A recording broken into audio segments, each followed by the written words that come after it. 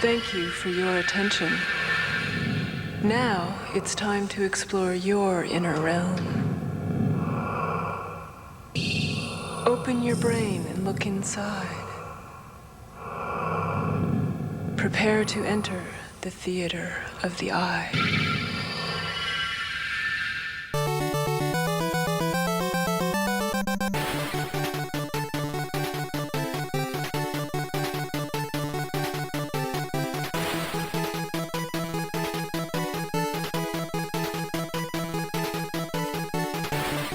Hey, what's going on, everybody? Thank you for tuning in to episode 87 of the X Button Gaming Podcast. In this episode, I have a couple of returning frequent guests here with me. I have Jaiden back. How you doing, buddy? I'm doing good. Good. Thank you for joining. And we have Gary Day here. How you doing, Gary? Hello. I'm doing well. I'm doing well on this Tuesday. This fine Tuesday evening. It's fine Tuesday. It's cloudy out, but it's still light out. It's cloudy out practically like 80% of the year. It's fine. Yeah, that's true. We're used to that now. It's a beautiful day. So we have a good episode. As I'm kicking Jaiden. Stop talking, Jaiden. Sorry. He just had to admire what a beautiful day it was. We don't get this in Seattle. Oh, no. Good episode planned, though. We're going to talk about what we've been playing. We're going to talk we're going to rank the video game consoles based off of how we feel they look design-wise. Judge them based on their looks. Yeah, that's We're how going to have them them walk down a runway, and we're going to judge them based off of that. We have scorecards and everything ready. 10 Don't straight worry. across. Hey, consoles. But before we get started, how's it going, guys? Anything crazy going on in the lives of Jaiden and Gary? You looked at me like very lost. You're like, tell me, please. Tell me, Gary, do we have me something about me. What did we do? Help me, Gary. That's one moment people are just not going to be able to see, unfortunately. Well, I guess I'll just mention a little something. We're not doing our pickups, but I do want to mention, because on the last episode, I was made aware of the restock, quote unquote restock, of the Doki Doki Literature Club. Oh, yeah. PAX exclusive things. And I didn't know that happened, and I missed it. And so so I mentioned it in the Discord, and our good buddy Rob, now a Rocketeller suit, he reached out to me, and he asked if I wanted one of his extras he had, and he just happened to have the one that I was hoping for, and he hooked a brother up. So shout out to Rob. Thank you. We love some Teller suit around here. Now to flip it for $2 profit. Just kidding. So which one did you actually end up getting? Well, now it's a purple hair girl, Yuri, I believe is her name. Okay, yeah. That was the one I wanted, and I was telling him I was kicking myself like, why didn't I get that? I saw it at PAX. I was there.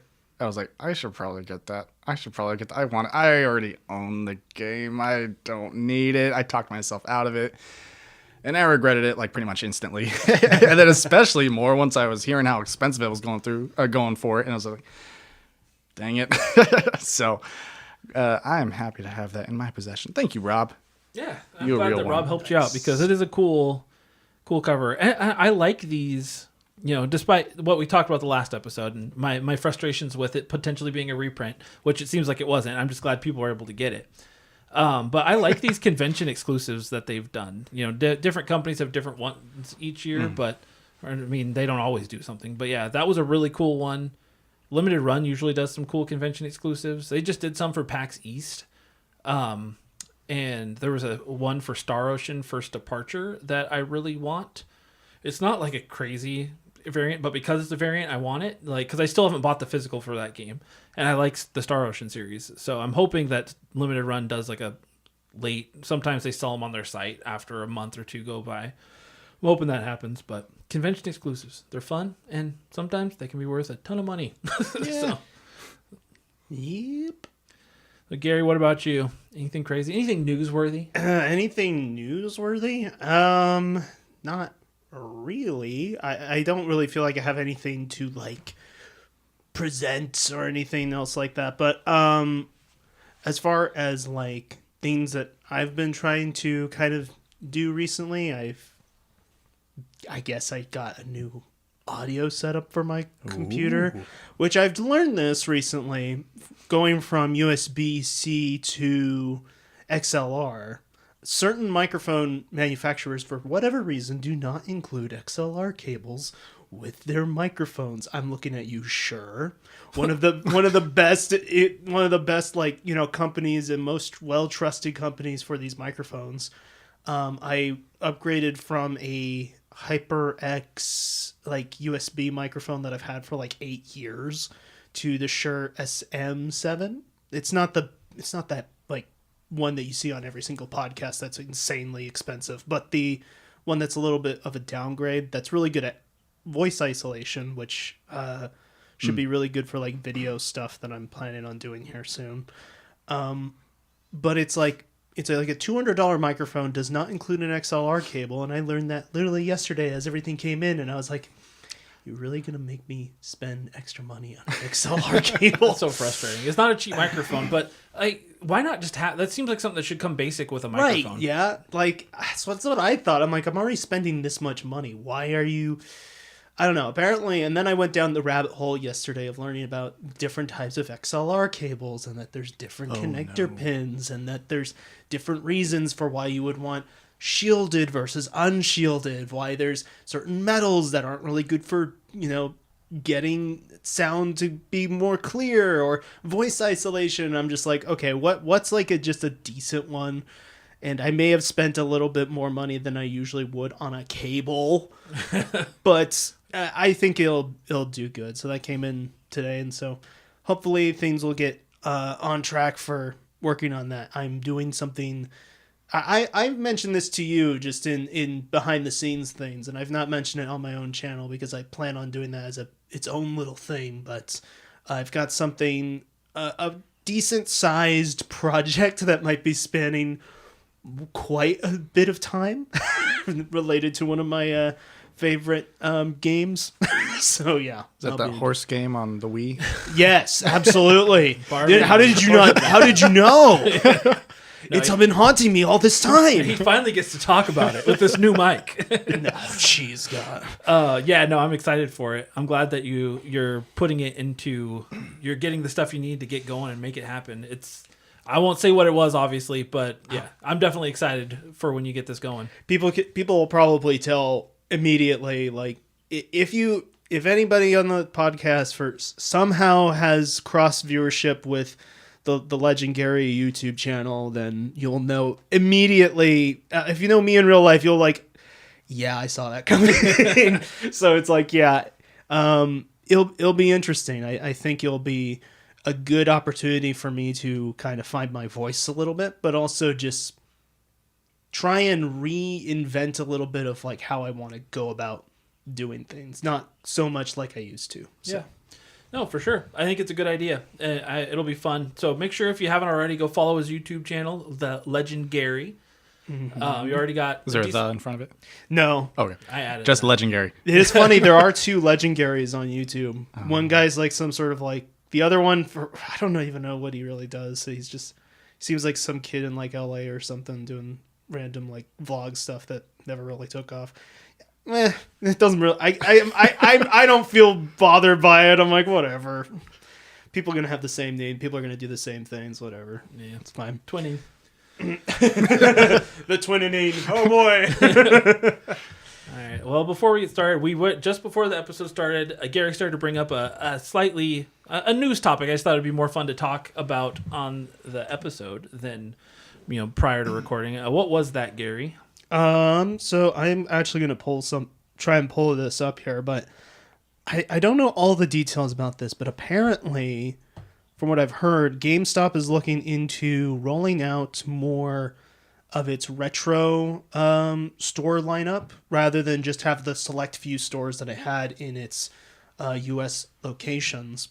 I think here in Washington there was maybe 2 or 3 throughout the entire state or something like that. It's more than that, but they're not a lot. No, we also have a lot less GameStops than we used to. To be fair, yeah. Pretty much if there's a major mall, there's a GameStop. But even now, I know what is it? The Federal Way Mall is not a major mall anymore. It was in the 90s, but not anymore.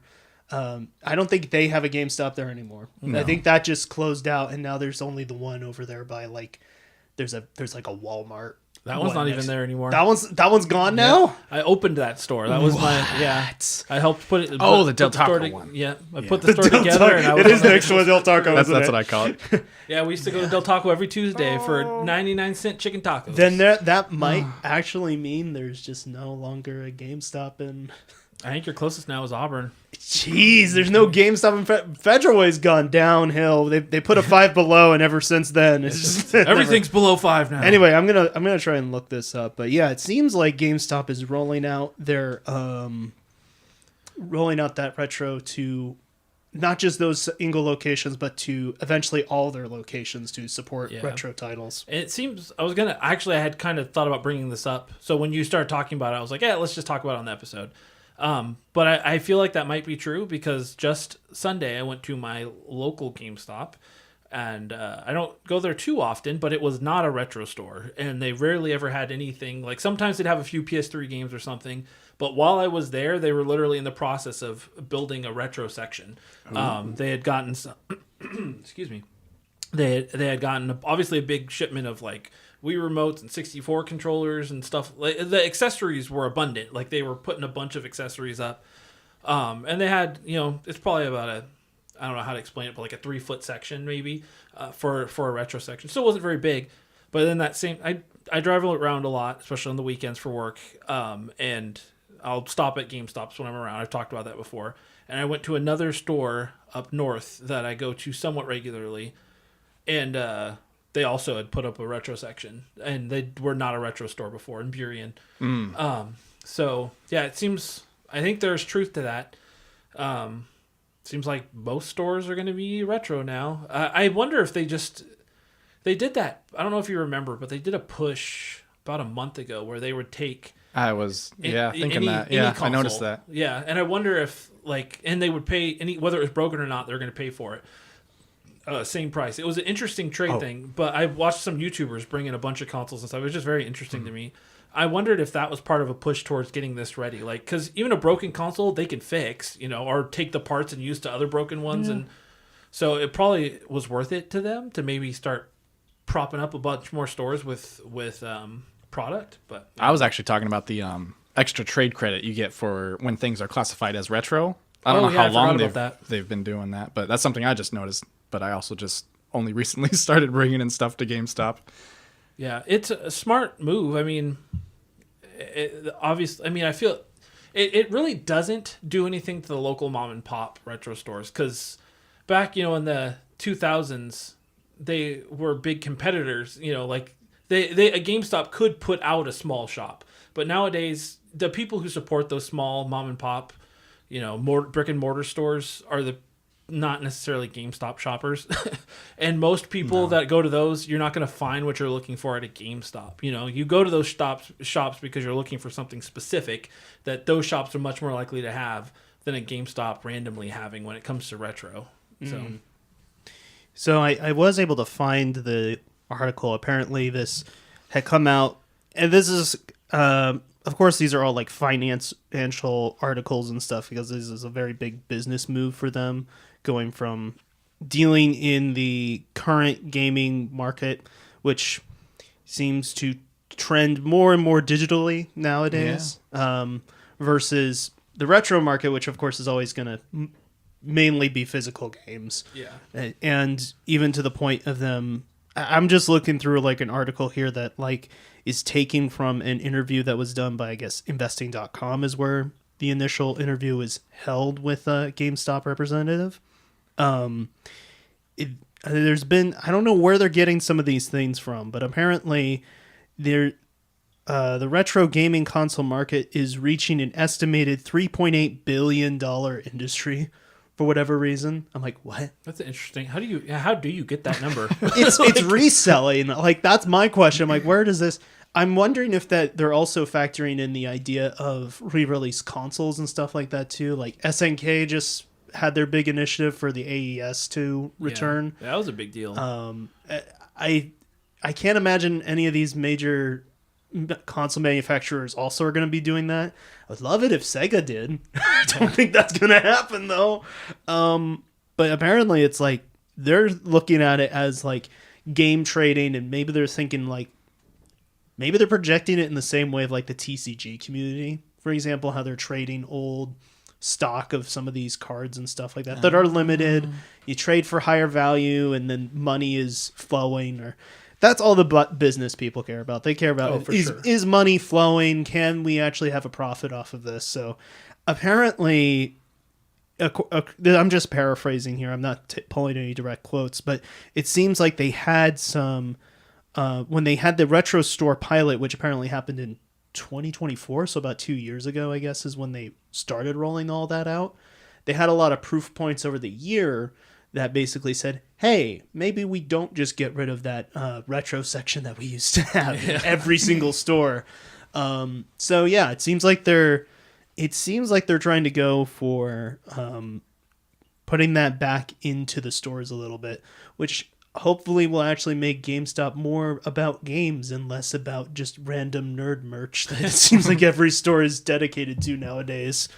Yeah, when I walk into a GameStop now, it's definitely more like Card Stop. Like the majority of people are there for some kind of card. It's not just Pokemon cards. It's I've noticed people there for baseball cards. Really? Or even like somebody was there at that GameStop I was at on Sunday buying a Gundam Wing TCG, I think it was.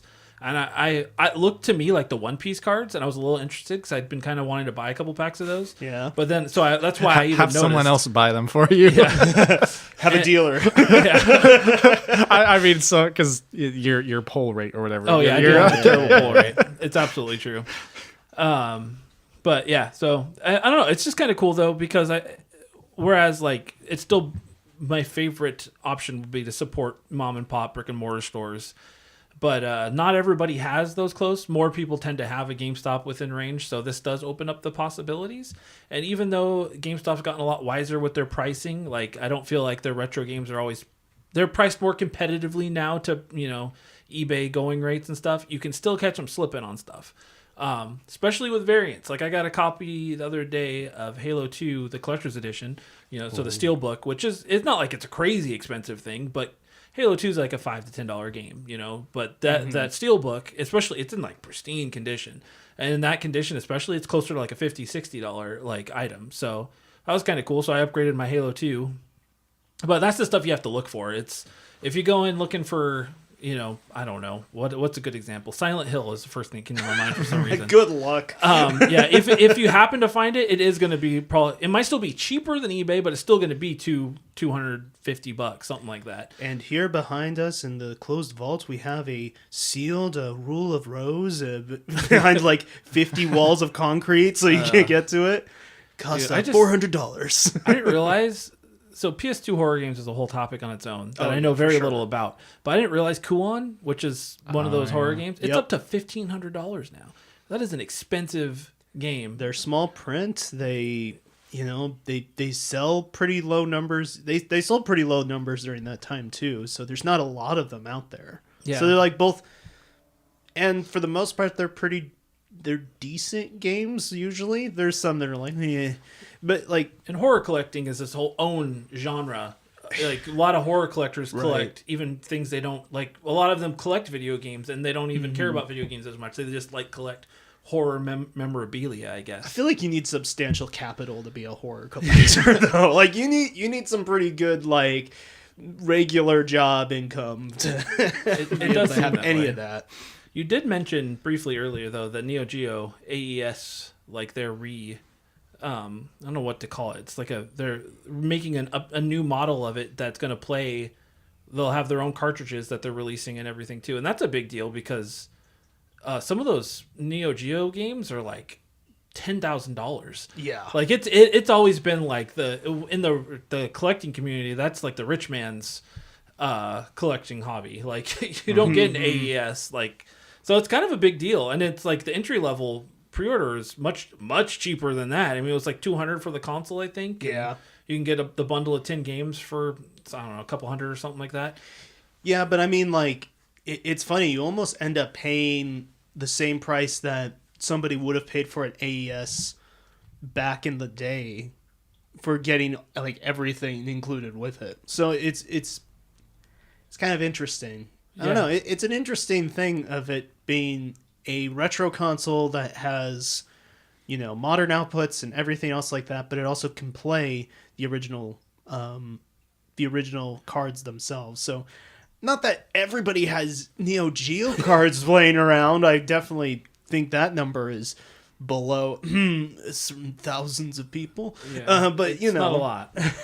I just thought that was cool in the first neat. place, and I think it's still pre-orderable right now for the people that want to do it. Yeah, $250. Yeah, and you can pre-order it on Amazon, and that's for the console. It comes with the controllers and stuff. It looks like. Mm-hmm.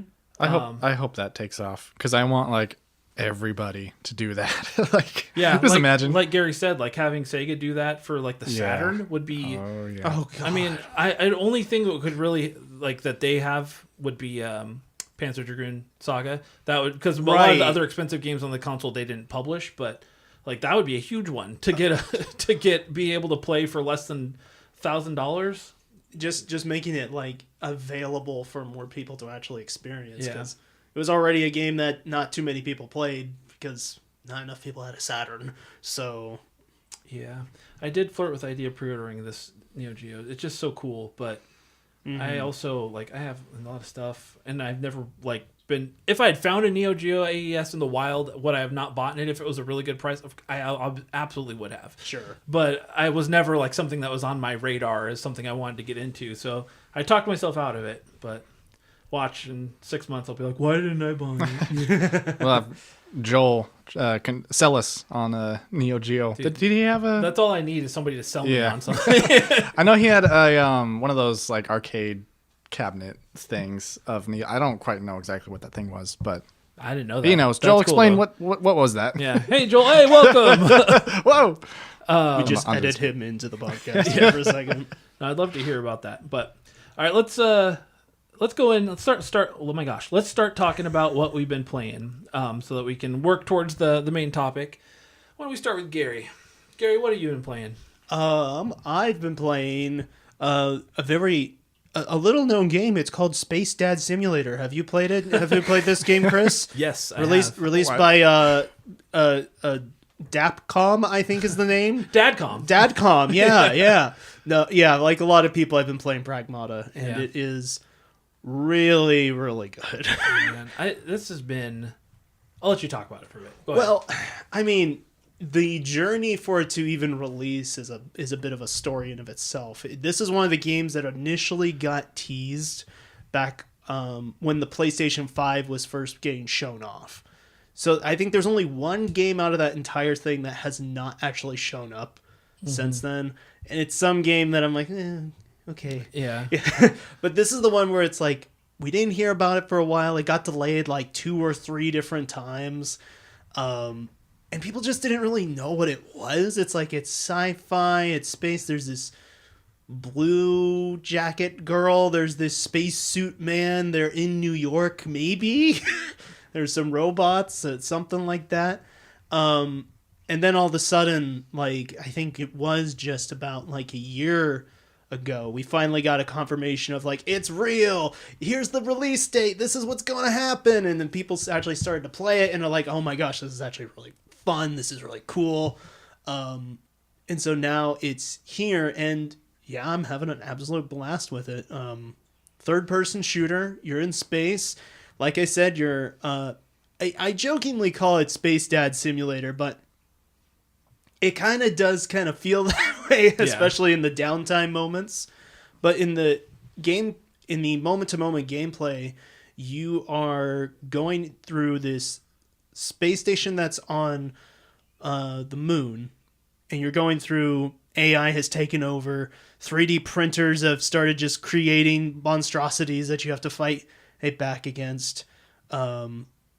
And, you know, it's a third-person shooter with a small little puzzle element whenever you get up to an enemy where you have to kind of connect certain nodes, and depending on how you connect those nodes affects your damage, affects different things you can do to them, all different types of cool abilities that, like, on paper, it sounds like that's a lot of busy work, but when you actually, like, get it in your hands and you start playing it, it's like, this just works. Yeah. Like, somehow this just works. I don't know how, because when you have a third-person shooter, you're like, you don't want to put something in between somebody shooting the gun and fighting against somebody. But this little moment of friction of like figuring out this puzzle works really, really well. I'm like, okay. Yeah, this is one of the games I've been playing too, and I agree completely. And I think what they really did is they mastered the pacing of like the enemies, because you're used to, when you play a normal action game, third-person shooter or whatever, if you were to try to add another element alongside shooting, it would be chaotic, because usually you have enemies shooting at you and you have enemies attacking you, and you have to switch from enemy to enemy so quickly. But because these are androids and they move, that you don't think about it, but they don't move. They're not all running at you like zombies or something. You know, they're moving at you with a very, very purposeful pace. But it paces it out where you have the time where you can shoot and you can switch over to the hacking. And the way the hacking works is it uses, on the PlayStation controller, uses the X, Y, square, triangle buttons to navigate the grid. So you can keep shooting while you're doing this. So it's hard to explain without playing it, but it is an exceptionally like addictive and rewarding like combat like loop. Like it, at first it seemed like Gary even mentioned, like it seems a little overwhelming, but it's so not. Like it so quickly becomes addicting, and then you get these different like nodes that you can add into the hack, where you can do things like multi-hack. So when enemies are closer, if you hit that node when you're doing a hack on an enemy, it'll hack multiples, so you can, then it'll down them for a second, or you have all these different things you can do, plus a bunch of different weapons that you can switch between that have different, like there's like the riot grenade, which basically like just kind of stops all enemies for a few seconds. There's the obvious like shotgun type weapon. There you have like a decoy, so you can shoot the decoy out and they'll attack that while you sit there and hack them and do your damage. It's a very good battle system. I really enjoyed it. Yeah, and so all this talk of that in some person who for some reason, let's say you're under a rock and you haven't been seeing Diana being posted on your reels or anything like that for a while. Why do people call it a Space Dad Simulator? Well, it's because you're playing as Hugh, and you run into this little android girl named Diana, who is a joy to some people. I think it's like me. What's really funny is that like it becomes very, very apparent that she is modeled definitely after a child, and as somebody who grew up as like the eldest kid in like my mom's side of the family, like my mom's side of the family, there's a bunch of different cousins, but I'm like the eldest of them. So I got to witness every single one of these kids growing up. And I swear, when I play through these sections and I get to moments where like Hugh's talking with Diana, or she's doing something like in the little safe room with like some of the toys or whatever you pick up, I just sit there and I'm like, this is spot on. Somebody, either whoever worked on this game was obviously a parent or has dealt with kids maybe like in like some sort of like teaching capacity or something, because it's so spot on. But it does so in a way that it's not annoying. I can see how this would really be annoying to somebody if it's too chaotic, but I think they handle the character really well. Haven't gotten to the end of the game. I'm still waiting. I'm like, Capcom, I don't trust you with all of this emotional weight not to like rip my heart out. What's gonna happen? I don't know. I don't want it spoiled, so I'll get to it at the end eventually. Well, so, I finished it, and no, I'm just I did finish it, but I'm not gonna and he's less of a man now. Yeah, no, I agree. I felt like watching the trailers and stuff, like I was worried that she was going to become an annoying Navi like sidekick, from Ocarina of Time, where she's constantly just being annoying and won't shut up. But it's the fact that when she does talk to you, it's actually inquisitive, and it's not. As far as I remember, that she's not repeating any lines. Like every time there's any type of downtime between any kind of battling, she asks a question, basically trying to learn more about Earth, because she's never been there. And it just plays out really well. And yeah, overall, it was a pleasant surprise. I was looking forward to it because, for one, Capcom's been just on a hot streak. Yeah. So I just kind of put a little bit of extra faith in them because of that. but also like it looked like it could be fun, but I was still surprised. I've been very surprised at how much I've enjoyed it, both story wise and gameplay wise, and even music wise. The music is really good. So, very enjoyable experience for me. I can easily see this being a Game of the Year contender. That's like their third one now, if we're counting Monster Hunter as well. Yeah. So I mean, they could have a very hot year because they also have the Onimusha remake coming out this year, and that potentially could be really big. So whenever it does show up, but we still have no idea when it's coming this year. But apparently, Capcom is very confident. It's like, no, it's coming 2026. I'm like, okay, but when though? Yes. So Jaiden, you gonna play Pragmata? I don't think I'm ready for it yet. That girl's too annoying for me. But I'm glad to hear, your guys' experience. That's because from the trailers, the impression I got was this seems to me like Pauline in Donkey Kong Bonanza, but like cranked up even worse. Great game, by the way, Bonanza. Please play Bonanza. If you like Bonanza, if you not gameplay wise, they're very different. Yeah. But as far as Pauline to Diana, Diana's way easier to. I feel like she's nowhere near as. I didn't find Pauline to be annoying either, though. So, but I feel like Diana is just even less annoying. So I could say that. Okay. I think it also helps too because the game does something that very small that I don't think a lot of people recognize.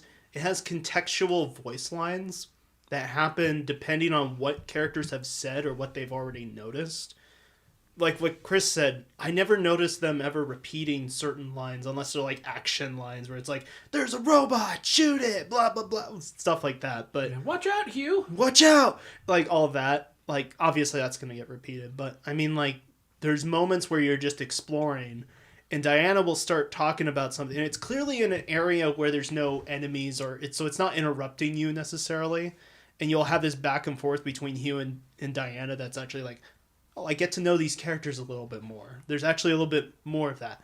Whereas this is a game that allows for it. If it was in Donkey Kong Bonanza, I'd be like, nah, I'm Monkey. I smashed rock. Please stop talking to me. Like, I mean, just, I don't know, different strokes for different folks. But I thought the way that they handled it was really, really solid.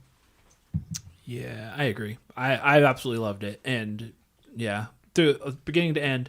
And there's a decent amount of endgame content too. So that's kind of nice. Maybe one day.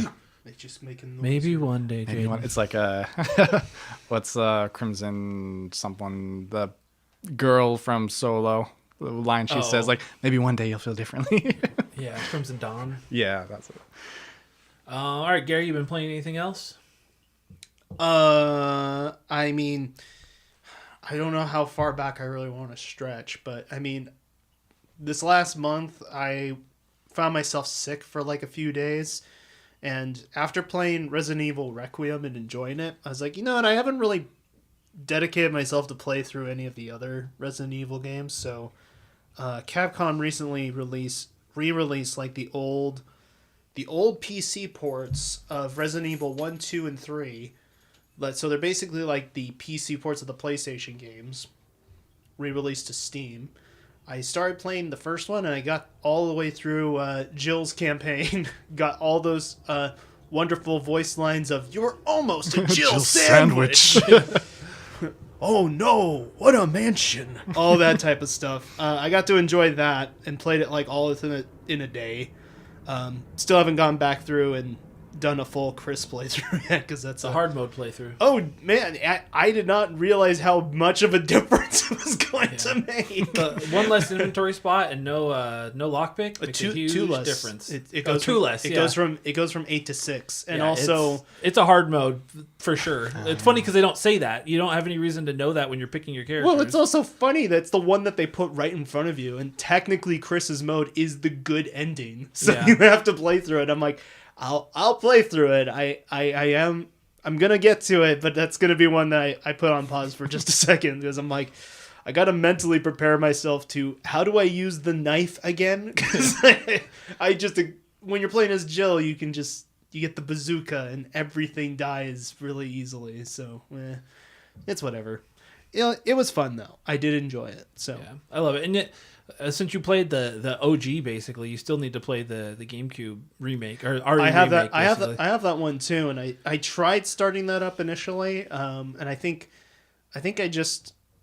I put a pause on that because I was like, I also want to know what the original really felt like too. It's a weird series because I don't know many series where there's a lot of reason to play both the OG and their respective remakes and enjoy both equally in most cases, and get a different experience out of both. And they're telling a very similar story, but with some tweaks here and there. But yeah, no, you're in for a treat. I'm just glad that they're allowing people. They need to do this on console as well, but the thing is, it's a PC port that GOG helped to also co-develop a little bit in order to put it out onto the PC marketplace. I just wish that they can get it to consoles as well, because for the longest time, I like the idea of like, if there's a remake going to be made, you can also play the original because it's widely available.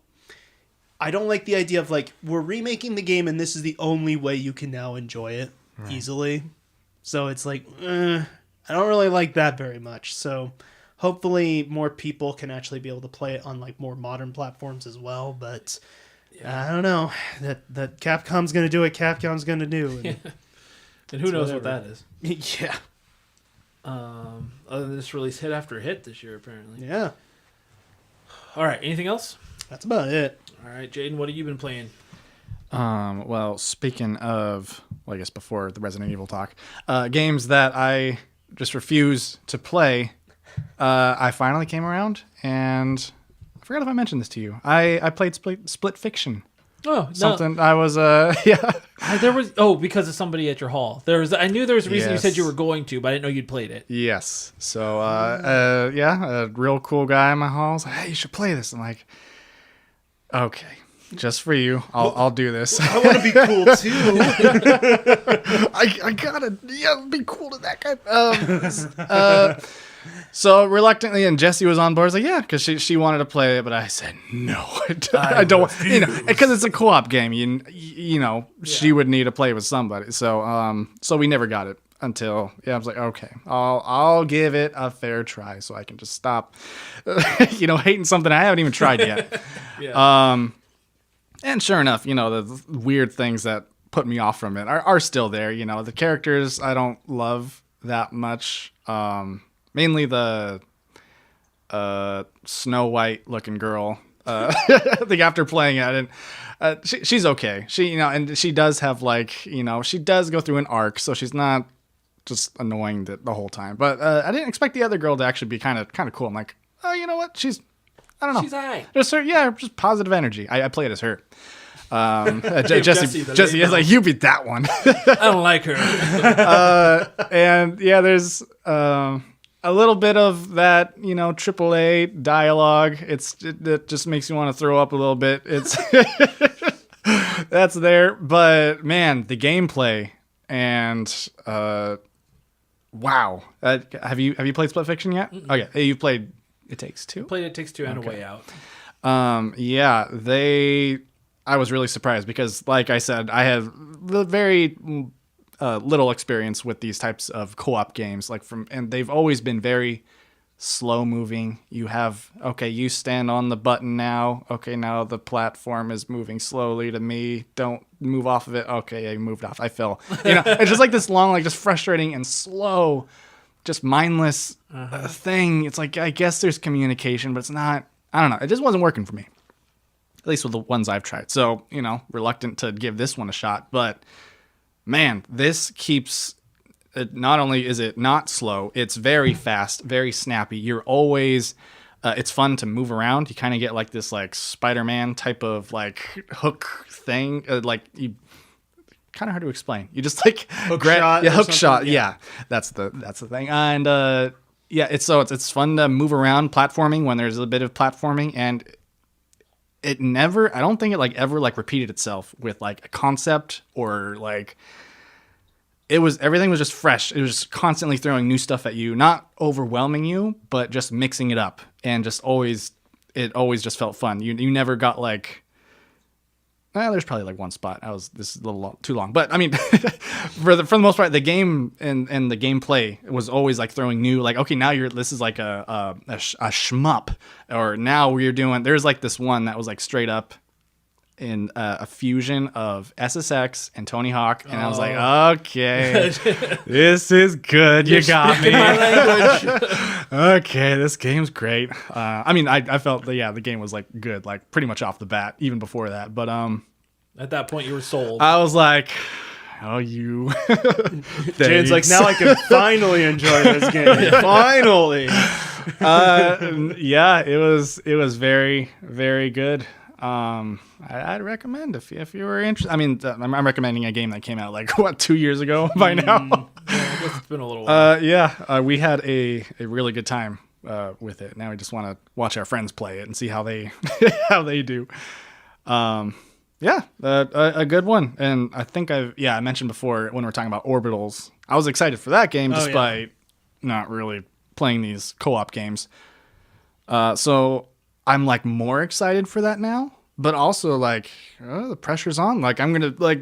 No, I have a bar. Can that come close to like how much fun I had with like this game? I don't know. Well, we'll have to see. Not to set your expectations too high, but some of the people who did work on those games did end up working on that game too. Oh, so sick. It's not Okay. it's not the same developers, but like some of the people who were on those teams who made like A Way Out and It Takes Two and maybe even done some pre-work on Split Fiction or something like that, ended up going over to that development team to work on that game as well. So it's interesting. Yeah, that's cool. Orbitals looks. Yeah. I mean, that art style is just.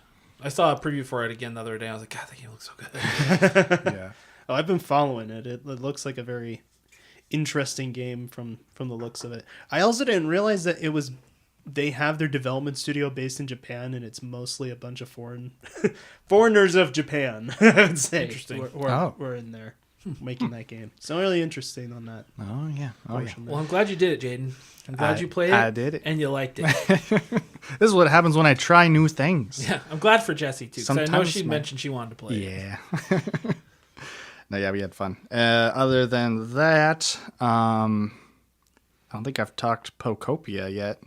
No, I don't think so. I think you just got it when last time you were on.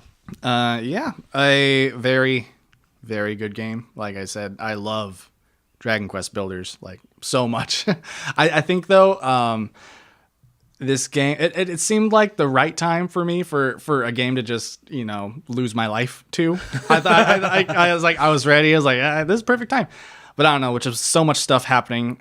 It kind of actually turned out to just not be a good time for it because like I just not a complaint on the game at all. This is a Jaiden issue. Just I did just feel a little just overwhelmed. Just like there's too much I want to do and I can do and I have to do in this game.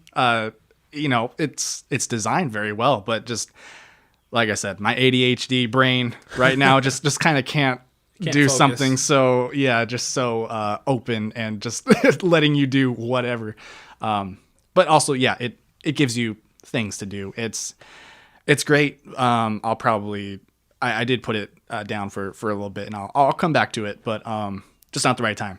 But very good game. If you are interested in that game, I can guarantee you will love it if you do give it a shot. I need to play it. I need to get it. I don't have it. I do know I'll like it because I love that kind of. I mean, obviously I love Animal Crossing. I love Harvest Moon, Stardew Valley. Like they're not all the same, but they're all in that similar vein of life sim kind of. I'm trying to think because it doesn't strike me as a Chris game from what you've said about other games like Minecraft and things like that. I wouldn't think I don't know. I could be totally wrong. I did play some Minecraft the other day, and I was like, yeah. I felt like old man Chris playing Minecraft. I'm sitting there. I'm like, how the heck do I build a house? How did do you come in with your skateboard and backwards? Hello, fellow kids. Yeah, I was playing with. I have nephews and a friend, and it was. I mean, I wasn't miserable. But that's the thing. I've never hated it. I'm just not creative.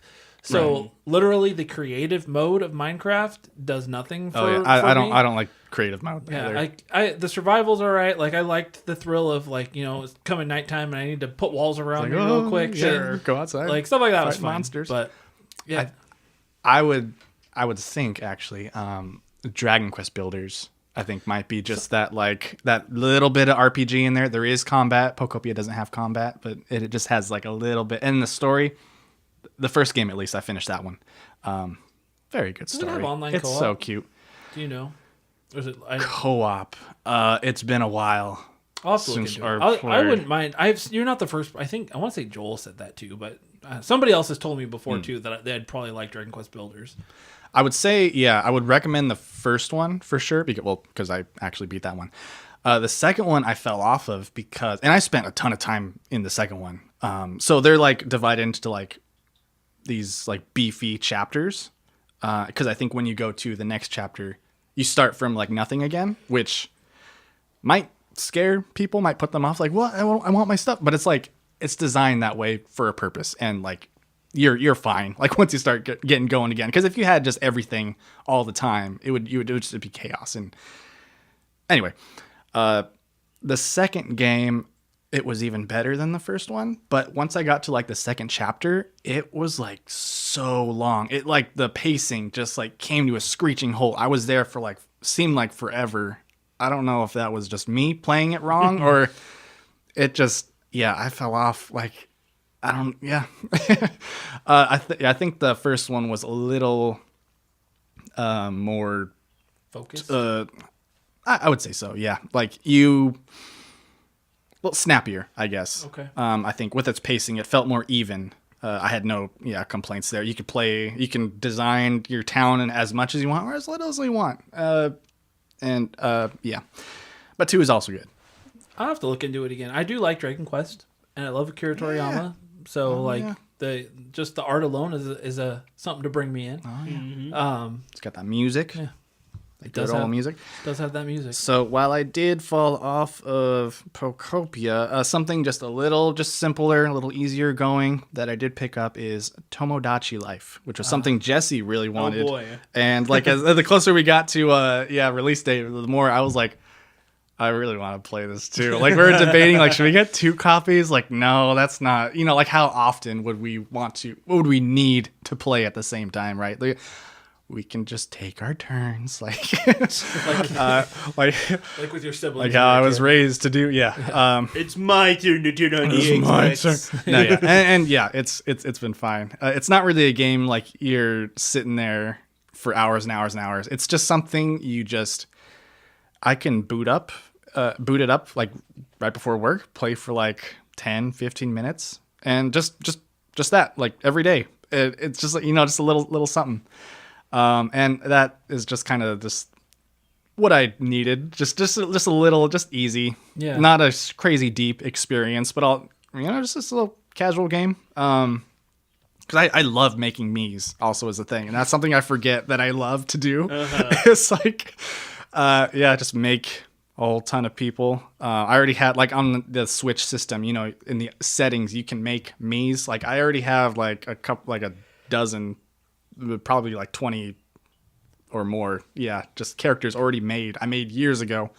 So you can like import those, you can tweak them. They have like way more like advanced settings for your Miis. And so I'm able to make even more characters, tweak the ones I had and just make them look even more like the people they were supposed to. So anyway, Tomodachi Life. It's good. It's fun. Is it just as weird as it always like the other ones seemed? I hadn't had much. I don't know why I said much. I have not played the one on 3DS, but Jessie has, and from what she's saying, this game does more. It's like there's not as much stuff to do, I think, in the 3DS one. Is what she was telling me. Yeah, it is very weird. It's hilarious. If only it could like be shared more. I know that's like everyone's complaining about that. Like they really limit the sharing in it because it is really it's weird how this game is designed for these crazy, results from making whoever you want, and then them interacting with this and that, or them being weird situations. But then like you can't like share that or like show anybody. It's like I'm just like recording and just like it's just going in my like Switch 2 photo gallery. It's like who's gonna see this? I feel like and yeah, I think it was IGN or someone just put it so perfectly. I'm like, yeah, that is how it feels. It's like playing Mad Libs by yourself. You just don't do that, right? It's like it kind of defeats the purpose of this. And especially like with people who don't care to make the Miis. There's not an option to like go online and download someone's. I don't know, Michael Jackson or Peter Griffin, like these remake, from the Check Me Out days. Right. Yeah. So, Check Me Out days. Good reference. So that's a bit of a shame, but I mean, not a complaint from me because like I said, I love making Miis, but at least you have somebody built in that you can share with, you and Jesse can go back and forth and share some stuff with each other at least. Yeah, that's great. It does make me sad though to hear, because I mean I don't know much about the game. Like I played the 3DS one a little bit. I did mention to you when you told me you mentioned you were getting it. Like I don't know that I got it. Like I just don't know that I understood Tomodachi Life when I played it. But I didn't play it that much, so it could be just I need to give it more of a chance. But I wish Nintendo would have added some kind of social feature to it. Like that just sounds like such a Nintendo thing to leave out. They forget people like to interact with each other. Yeah, it's hard to not just feel that flaw, I guess, when you're playing. It's something like you're like, oh, well, I'll just, you work around it. But then every now and then you're just reminded like of like, I can't share this or I can't download thing, Yeah. Because I would love to like share my like George Costanza or my, who else have I made? I mean, Princess Zelda, my buddy, like who's married, by the way. I made him, but like the instant he saw Princess Zelda, he's like head over heels. He's in love. I'm like, oh my goodness. Adulterous man. Have you seen Princess Zelda? Yeah, I mean, I don't blame him. He's a smart me. It's really cute though. My me and Jesse's me, like I didn't even really like push them like to, get together, but just naturally they just found themselves just like being with each other all the time, and now we're getting married, I guess. So it was meant to be. I was like, in every universe, even in the virtual land. Yeah. Good times. Fun little game. Fun little simple light game. Yeah, I think that's it for right now. Well, that sounds fun. I like that. You should share some random stuff on the Discord when you have fun things happen. just because. Might encourage more people to give it a try. Yeah. Let's see. As far as what I've been playing, like we talked about earlier, Pragmata was a big one for me. It's been a big one. I've been playing it a lot. Finished it the other day, but I'm still doing some of the after game content. But yeah, just such a good game. I don't need to talk about it more though. Other than that, mainly what I've been playing is just like some stuff on my Vita. Well, I've been doing some other stuff. So one of the things I've decided I wanted to do is go back to old games that not that this matters to most people, but for the trophy aspect of things, there's a lot of games, especially in the PS3 era, that I started, played just enough to earn one trophy, and then never went back to for whatever reason. In the PS3 era specifically, I was in my late teens, early 20s is when I was never home. So like I would download the free games on PS Plus. I would borrow stuff, check stuff out from GameStop, try things. And I just didn't commit to a lot during that time period. So I went on. So there's this site called PlayStation or PSN Profiles where you can link your PlayStation profile to it, and it tracks your trophy progress on every game, and it gives you, I don't know what the word is, but just like data that PlayStation doesn't provide you. So it'll tell you like how many, like what your average percentage is for finishing games, trophy wise. And it also tells you like how many games you completed off of the data they're able to pull and stuff. But my trophy completion rate percentage is only 40%, despite the fact that I have a lot of platinums and like a lot of games that I have 100%ed. That's still a lot more than I think most people can probably say. Well, then me being me, that was like, that is too low. Right. That's not good enough. So I was like, now I have to figure out what I can do. So what I did was I have my PS3 hooked up. I have a PST, one of the 3D PSTVs that I have mounted in my game room. So I'm like, I'm gonna go through and I'm gonna download all of those games that I played and earned one trophy on, and I'm gonna start playing them, and I'm gonna start earning more trophies. So I've done that, though not to the success rate that I would like. I did download Sonic 1. There was a Genesis, like a crappy port of it, and I mean it's a perfectly fine port, just a low effort port of it on. Bare bones. Yeah, bare bones. But it was that on PS3, and that apparently is delisted now because I owned it. I could download it. Hey. And it was one of those. I played it. I apparently probably played just through Green Hill Zone level 1 and earned some kind of trophy. And I was like, I'm doing it. So I played. I did. I played through Sonic 1. I earned most of the trophies. I still have to play through it again and do like a speed run to do one more trophy. But I'm going to say this. I love Sonic the Hedgehog, like especially Sonic 2. I haven't played Sonic 1 in a very long time. So for anybody who hasn't played Sonic 1 or hasn't played Sonic 1 in a long time. Game sucks.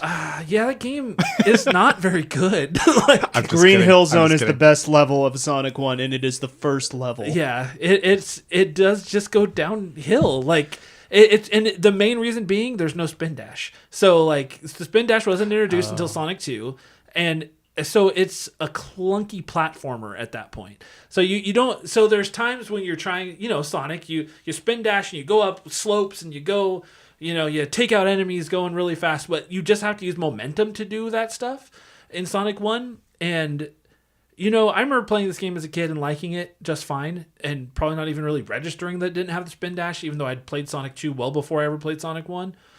But as an adult, I'm like, I am way worse at video games now, I guess, because I am struggling. I got through it, but it was some trial and error and some save state abusing because I got frustrated. I was gonna say, I'm like, it's funny because it's like we think about certain game franchises and how they evolve over time, right? And you're like, these things are just kind of standard, but Sonic 1 really was like, Green Hill Zone works very well because of the way it's designed. Then you go to the second one and it's Labyrinth Zone, and it feels like you're playing a completely different video game at that point with a character that is not made for the area that you are going into. Yeah, it's rough. It really is very rough at times. But that being said, it was still a somewhat fun experience. I enjoyed going. I guess the point I was getting at is doing some of this trophy stuff is giving me reason to play some of these games again that I hadn't played in a long time. The one other game I've been playing is a game it's another game that's apparently delisted, so you can't even download it anywhere, but it's called Sideways New York, and I guarantee probably nobody listening to this has even heard of it, because it was just a little indie game, but it is, so the best way I could compare it to is the areas in Mario Odyssey where you turn into a hieroglyph and you do like the platforming on the walls. It's basically like that. You're a person that did like spray painting and tagging and stuff, and you get turned into like spray paint basically. So the whole game is platforming done via like walls and like using like real life obstacles like garbage cans or like what are they called, like the staircase fire escapes and stuff to block you. Anyway, it's a cool looking game, and I do remember this game being something that I probably got on PlayStation Plus. I couldn't have told you anything about it, but I've been playing through it, and I'm actually really enjoying it. And I kind of feel like it's a shame that I can't even recommend it to anybody, because unless you grabbed it at some point, which most people listening probably don't have it, I don't know how you would play it other than maybe some emulating site somewhere. Yeah, it's on Steam. Oh, is it still on Steam? It's $10 on Steam. There you go. Yeah, there you go. It's on Steam. So it's just delisted on PlayStation, I guess. Anyway, I've really enjoyed it. Good platformer. Plays really well. Like you get, your upgrades and stuff. Your classic double jump, a grapple type hook to swing around. Yeah, fun game. And I just like the concept of that. Like, I like unique art styles, and because you're a spray paint dude walking along the walls and the roofs of buildings, it made it kind of unique. It's kind of also like I kind of looked at it on the page a little bit, and it reminded me a little bit of what is it? Link Between Worlds. Yeah, a little bit. It kind of reminds me of the sections where you like become like just the hieroglyphic like link on the wall, except that's just the game. Yeah, exactly. So, that's definitely a good example or good whatever. It's a good comparison. There we go. So that's been kind of fun, giving me reasons to try to play some stuff. I downloaded a bunch of games, so I'll be playing some more random stuff here and there. But then on my Vita, I recently got Shovel Knight, a physical copy of Shovel Knight. I played Shovel Knight when it came out. I had it digitally on 3DS, and I really enjoyed it. But it's been 10 plus years since then. So jeez, man. Oh no. I probably closer to 12 at this point. Anyway, don't keep adding years, please don't. Was it 15? I'm the youngest one here, and I'm feeling the age. But yeah, I played through it again on my Vita. It's just such a solid game. Like this, it is a love letter to the NES platformers like DuckTales, and I mean specifically, I think that's where they got their inspiration from, was the DuckTales NES game. But very good game, great music, the enemy versatility and the bosses and stuff is great. Just a very enjoyable game. I played through it once, and I'm doing another playthrough, like a no death playthrough, and it's basically you die and I just hard reset and try again. Oh man. But so like once I beat a level, I don't lose all my progress. I'm like, if I die, I'm like, nope, hard close, going back. It's called a cheat mode because I ain't good enough to do it all without dying. Right, yeah. Anyway, if you haven't heard of Shovel Knight yet, I don't know how that's possible, but great game. And then lastly, the other game I've been playing on my Vita. This game I think is on cell phones, and it's like a 1-bit roguelite game. It's called Downwell. I've seen it. Yeah, and I've had this game for years, and I've played it off and on for years. I really enjoy it, but it is so hard. But yeah, literally, you're a little dude sprite, and you jump down a well, and he has a gun in his shoes, I guess, or his boots, and you use the momentum of shooting to like help you float. And then you can jump on enemies, or obviously some enemies you can't. But basically, you're falling down a well, and you're trying to kill enemies in chain combos. And then there's little side rooms you can go in to grab gems or get different kinds of weapons. There's machine gun, burst, and everything. And it's a very simple game, but very difficult. Mm-hmm. And like I said, this is a game I've gone back to on my Vita for probably off and on for 10 years. There was a big gap in there where I didn't play it at all. I still haven't beaten this game. No. And it's not that long. I'm probably just bad, is what it is. I have gotten to the final boss quite a few times, and I feel like it goes on too long. Because there's only so many hearts you can get, and I'm like, how come I can't beat it? But yeah, it's still a fun game, and it's super cheap all the time. It's like I see like Wario64 post about it that it's less than $1 on Steam or PSN or your phone stores, whatever. It's a good phone. Like I can see it being a perfect phone game because of the way it's made in a horizontal kind of display, so it should play really easy on a phone, I would think, and not very complex like button scheme. Yeah, I have a friend who plays it on his Switch pretty regularly. I'm pretty sure you and I know the same person who really loves this. Gabe.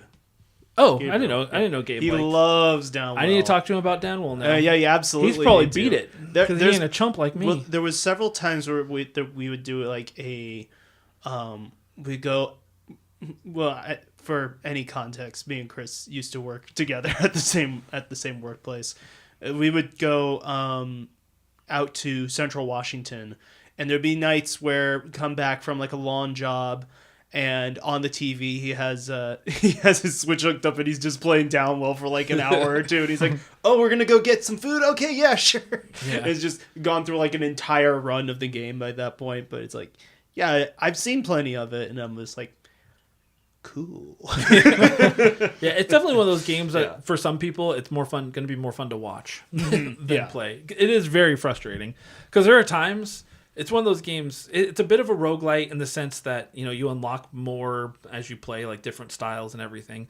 But you can have a run where you've made it through 2-3 worlds. There's 5 worlds with 3 zones each, You can have a run where you make it through 2 or 3 and it's just like perfect. You know, you're getting all the right upgrades. You're not taking any damage.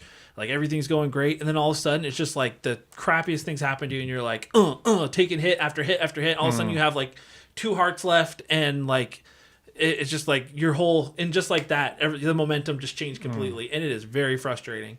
But It's not a roguelite, is it? Or a roguelike no, in a sense? I don't think it is. I don't know what to compare it to. It does have some of that progression because the more you play, the more forms you unlock, which then gives you the opportunity to like change how your play style a little bit. But that's it. It doesn't have as much progression as a normal roguelite. It's not like things change each run necessarily. No, like the that, runs are this. I mean, the room layouts can change, but overall everything's pretty similar. Okay, got it. All right, so that's basically it for what I've been playing. So let's go ahead and we'll move into the main topic. So what we're going to do here is we decided we're going to rank video game consoles according to how we feel their design is. So this is a completely feeling basis. This is not there is no what's the word I'm looking for? This is not based off of any kind of like objective measure. This is our basic feeling. So what it is we talked about it a bit, and the way we decided to do this is basically just focus on the consoles that we kind of appreciate the most, which narrowed us down to Nintendo, PlayStation, Sega, Xbox. So it's kind of sacrilegious in a sense. So when I was talking to Jaiden about this, because he came up with the idea, and I was kind of I was fine tuning like the process for it. And when I was talking to him about it, at first I was like, I don't really want to talk about like the Ataris and like ColecoVision and stuff because I don't really have a lot of experience. So I feel like I just naturally would rate them low. Mm-hmm. And but then on the first rendition of the list that I sent him, it did have like Atari Jaguar on it and TurboGrafx and some of those more obscure 2000 or 90s like consoles that even though we're more familiar with, we still don't have as much appreciation for. So the end decision was let's just focus on what we know, and it kind of will help the episode go a little more smoothly and be less bloated too. Yeah, because we just have less to say about those consoles. Right. So how this is going to work is we've only done a few ranking episodes in the past, but it's going to be kind of based off of that concept. I'm just going to throw out a console, and then we're going to say where we personally have it ranked. And sometimes that might go as quick as we all say, well, this is 10, and then like I had it at 10, and then we're like, oh, well, not much to say. We can maybe have a little bit to say, but that's where we'll end up on the list at number 10 in the ranking. Or sometimes I say I have a console at number 1, and Gary has that console at number 23 because there's 23 total consoles here, and then Jaiden has it somewhere else. We'll average it out accordingly. Mm-hmm. You can change your minds at mid. We do have the opportunity to to talk people into why it might be. We feel like it might be higher or lower, but obviously we can't force each other to change our opinion. No, it must be number 17. You must put the Virtual Boy at number 4. This is the definitive list, so yeah. No, it's 100%. This is definitive. Once this is written, nobody else's lists will matter. Yeah, whatever you guys write in the comments, it's not valid. Yeah. Whatever your dad thought, no, it's not. It's not here. Your dad's wrong. Your dad's wrong. You're even more wrong. As I disagree spawn. Because you are wrong. Yeah. All right. You're wrong and I am right. That's how this works. That's just basic. Yeah. All right. So yeah. So like I said, I don't plan on starting with NES and ending with Switch 2. I'm just gonna throw out random consoles and we're just gonna go for that. I think that make it adds a little spice to it. Yeah. We need like the what is it, the Wheel of Fortune wheel with this thing. Yeah. that would have been. I thought of like there has to be a way to like computerize this to make it easier for us, but I'm not smart enough to figure that out. So I just moved on and I figured this is going to work. I made more work for myself. It's all right. And so for listeners, NES to Switch 2, the amount of consoles we have is 1 to 23. So we'll be ranking, our numbers will be from 1 to 23. Y'all thought a top 10 was great. No, we have a top 23. Amen, baby. Come on, man. Get with the times, the 1, 2, 3. We got this.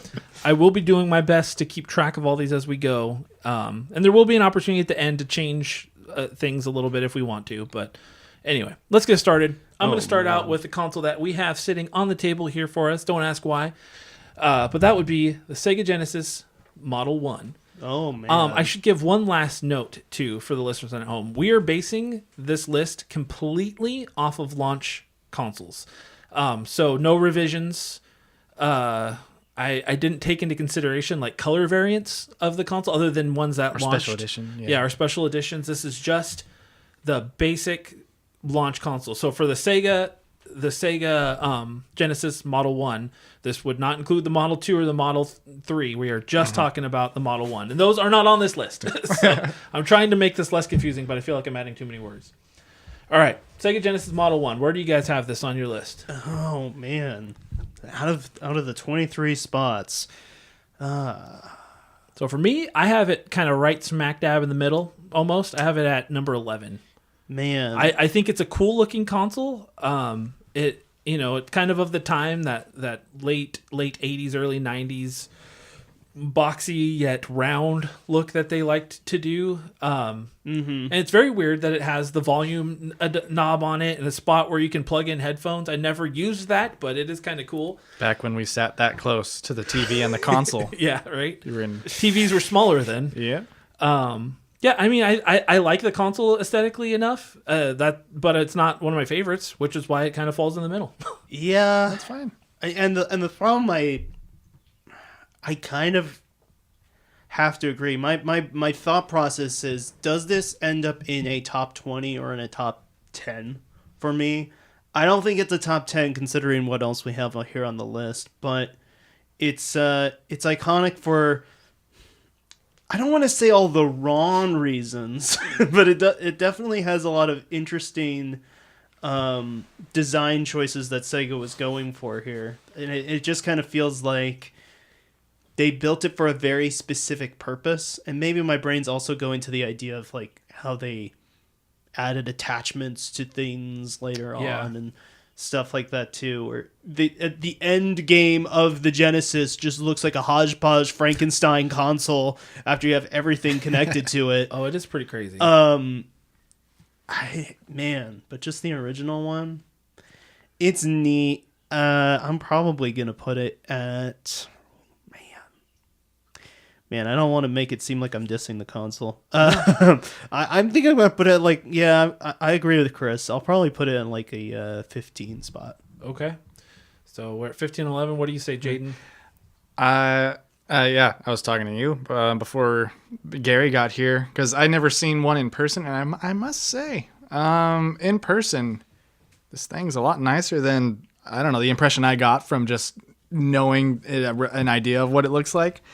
It's a very, like you guys were saying, like 80s. There's a lot of roundness, but also like, these square, these shapes. The way it's shaped is just so 80s. I love it. It's the black and then these weird unnecessary like ridges on the left. Yeah, it's like vents, but they don't vent anything. Right. It's like there's like some negative space there. They just threw something on there to make it look more visually appealing. It gives me like Star Wars like Empire like vibes. It's the retrofuturism sort of deal. Yeah. And I can't help but just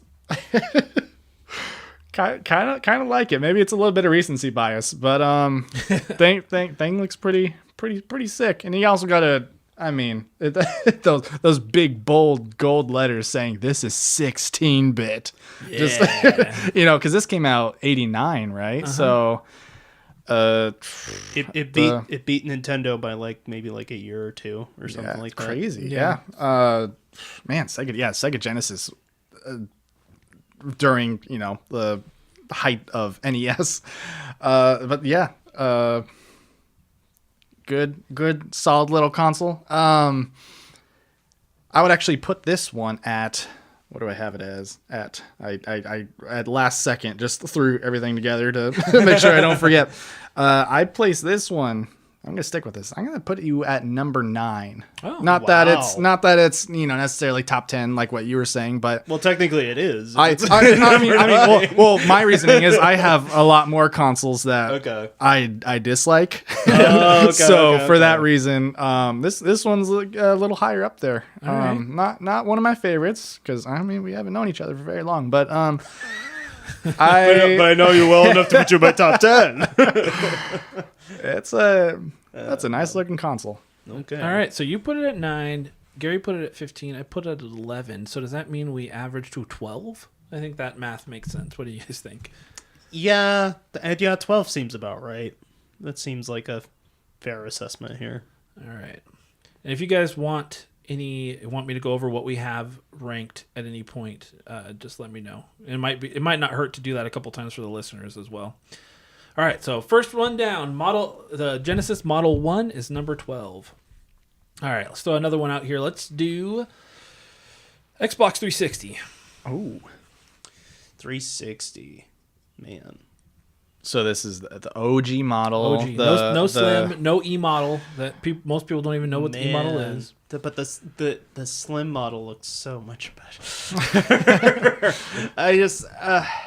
the original launch Xbox 360 is pretty...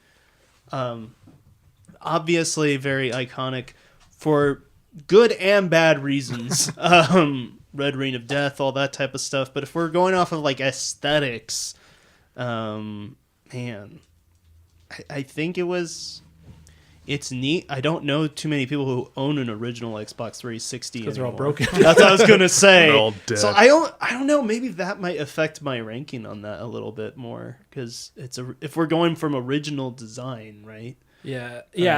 I mean, here's my thought on the 360.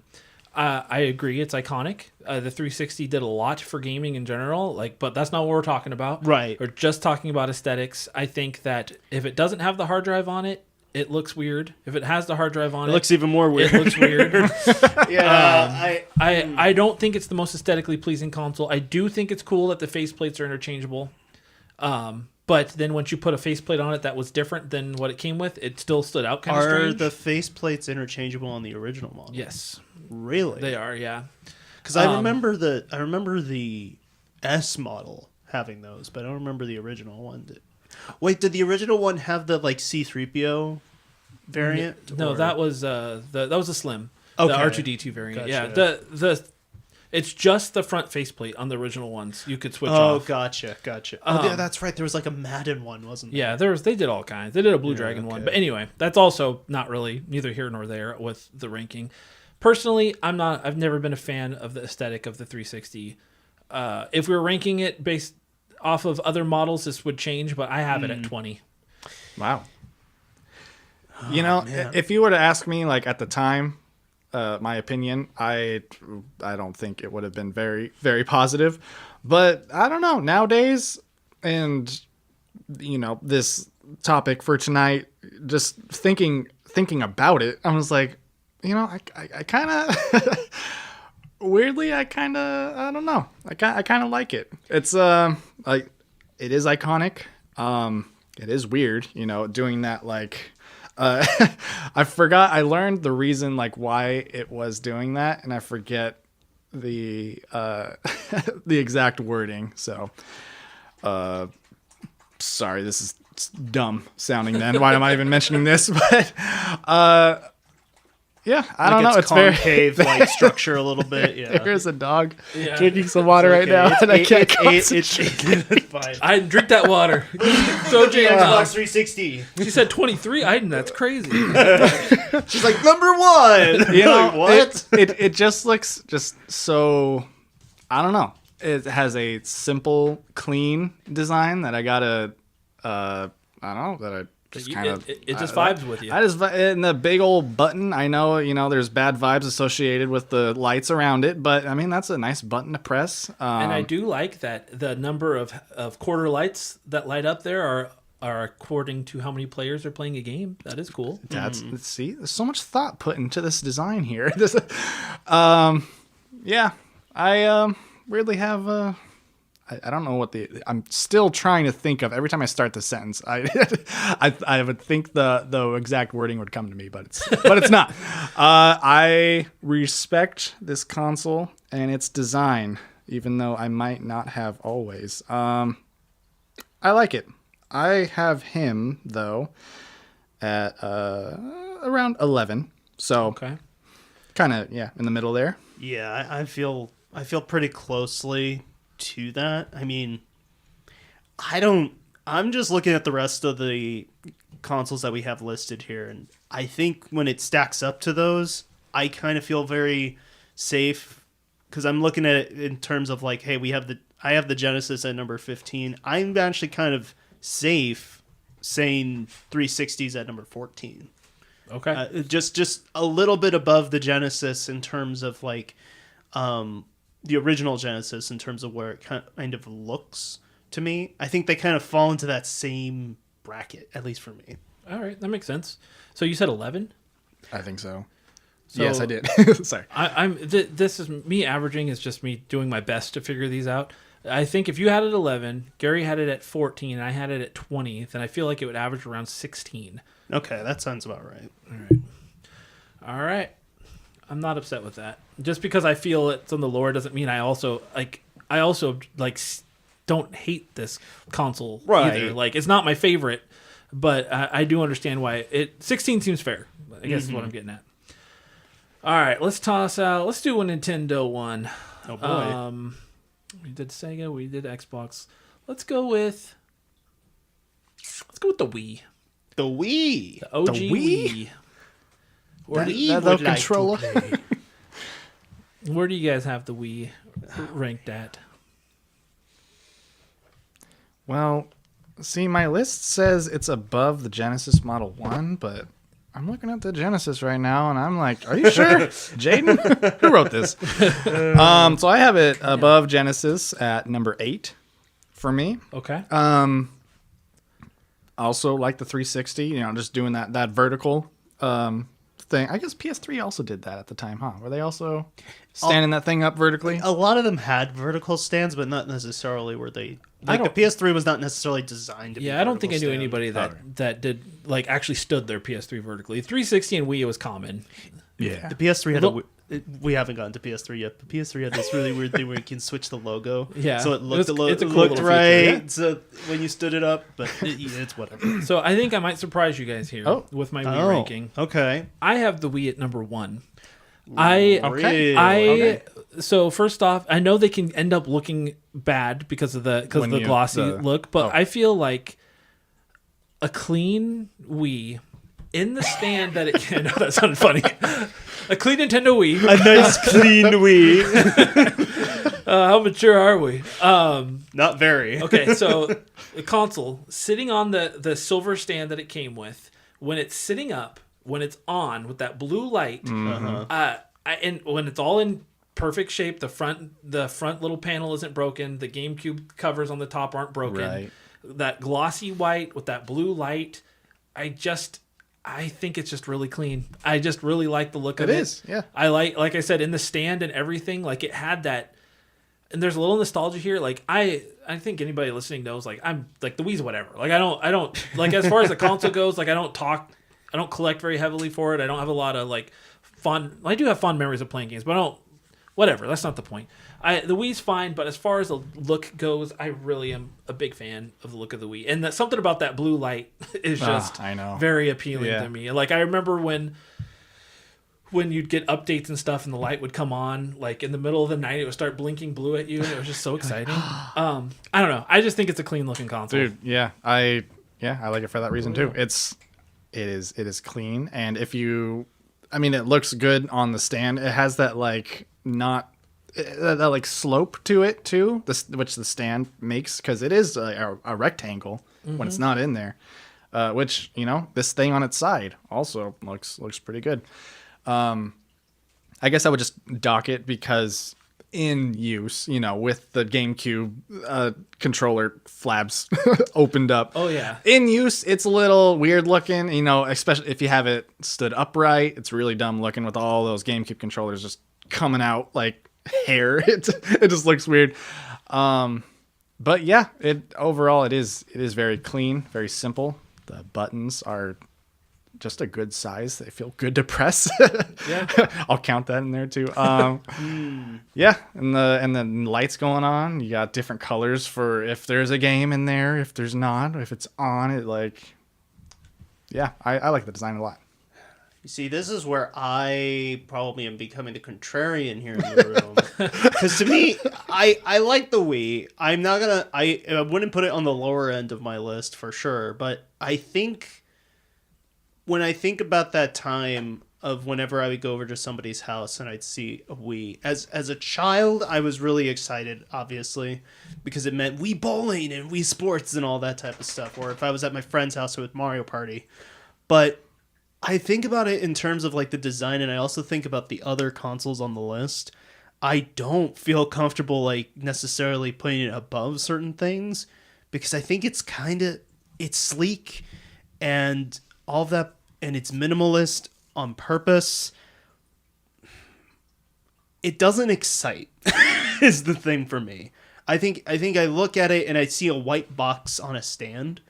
I enjoy it. I love that the fact the original model has GameCube compatibility. There's one thing I don't fully agree with Jaiden's here on saying that all the buttons were necessarily easy to push.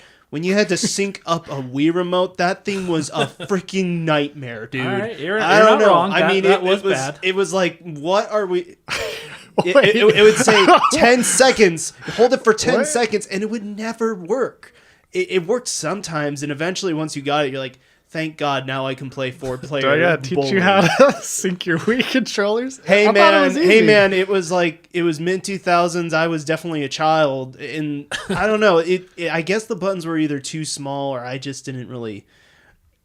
Then again, I'll also put my own family here on blast. We are not necessarily the most like technologically savvy people in our house. Like I'm probably the one person who knows how a computer fully works, but as far as that goes, it was just like that's what I associate the original Wii with in my brain. A lot of great memories, but also a lot of memories where I'm like, I'm not entirely impressed by how it looks. If we're going off of aesthetics, it's iconic, it's nostalgic, but I think for me, where do I? It sounds like I'm gonna put it like in 20. I'm not. I assure you. But man, I'm almost putting it. I'm almost kind of just filling out this middle section right now, and I feel comfortable putting it at like 12. Okay. I'm very curious to know like what your what consoles you really like are. There's gonna be. Where'd you have it, Jaiden? I have it at number 8. 12. I need to remember again. I need to open the. I thought the sync button on the because you open that little. You open it up, but it is a smaller button. I thought it was a bigger rectangle. The Wiimotes, like Wii remotes have the tiny tiny button, but you have to press both of them at like the same time. Not sure if that's how you do it. Well, you know what? You know what? Well, let's just finish the ranking. I need to do this again. I think it settles at 5. If I had it at 1, you had it at 8, and Gary had it at 12. Does that seem right? 12. Wouldn't that be 5 or 6? 5 or let's just put it at 6. I think that's fair. Wait. Yes. Okay. I don't know actually. All right. Well, Maybe you're right. We'll just say 5 or 6 either way. I feel like that's fair. I'm making friends this episode. I like the differing opinions here. All right, let's go PlayStation here, and let's go PS2. Let's go to the best-selling console of all time. This is just It pains me to go to PS2 because I remember when you sent me this list, I was like, oh, God, I already know. Well, where do you have it at? Not in the top 10, unfortunately. Well, okay. Why did we invite you? Let's leave it. Let's leave it there for a second, Gary. Where do you have it at, Jaiden? Number 1. That's your number 1. I love this Really? thing, man. I'm like, I don't know. There's just the. I want to say the simplicity again, but I mean, it kind of has like more going on. it's this thick black box. It's got these ridges on the edges, and then just all black. You just get these little splashes of blue on the front. The PS2 logo is that like blue and green. It's and I know there's a little bit of good vibes associated with this box and pressing the buttons. But I do think like I'm trying to whatever bias or whatever aside, like I think it's just a well-rounded, well-designed, little box. And yeah, I just feel I feel like Ash, just like the perfect organism, alien. It's just I love this thing. It's simple, but I mean, I'll be honest. I love the PS2. I do think it's an easy look, but I guess for me personally, it might not appeal to me on a visual aspect as much as it does others. I have it at 12.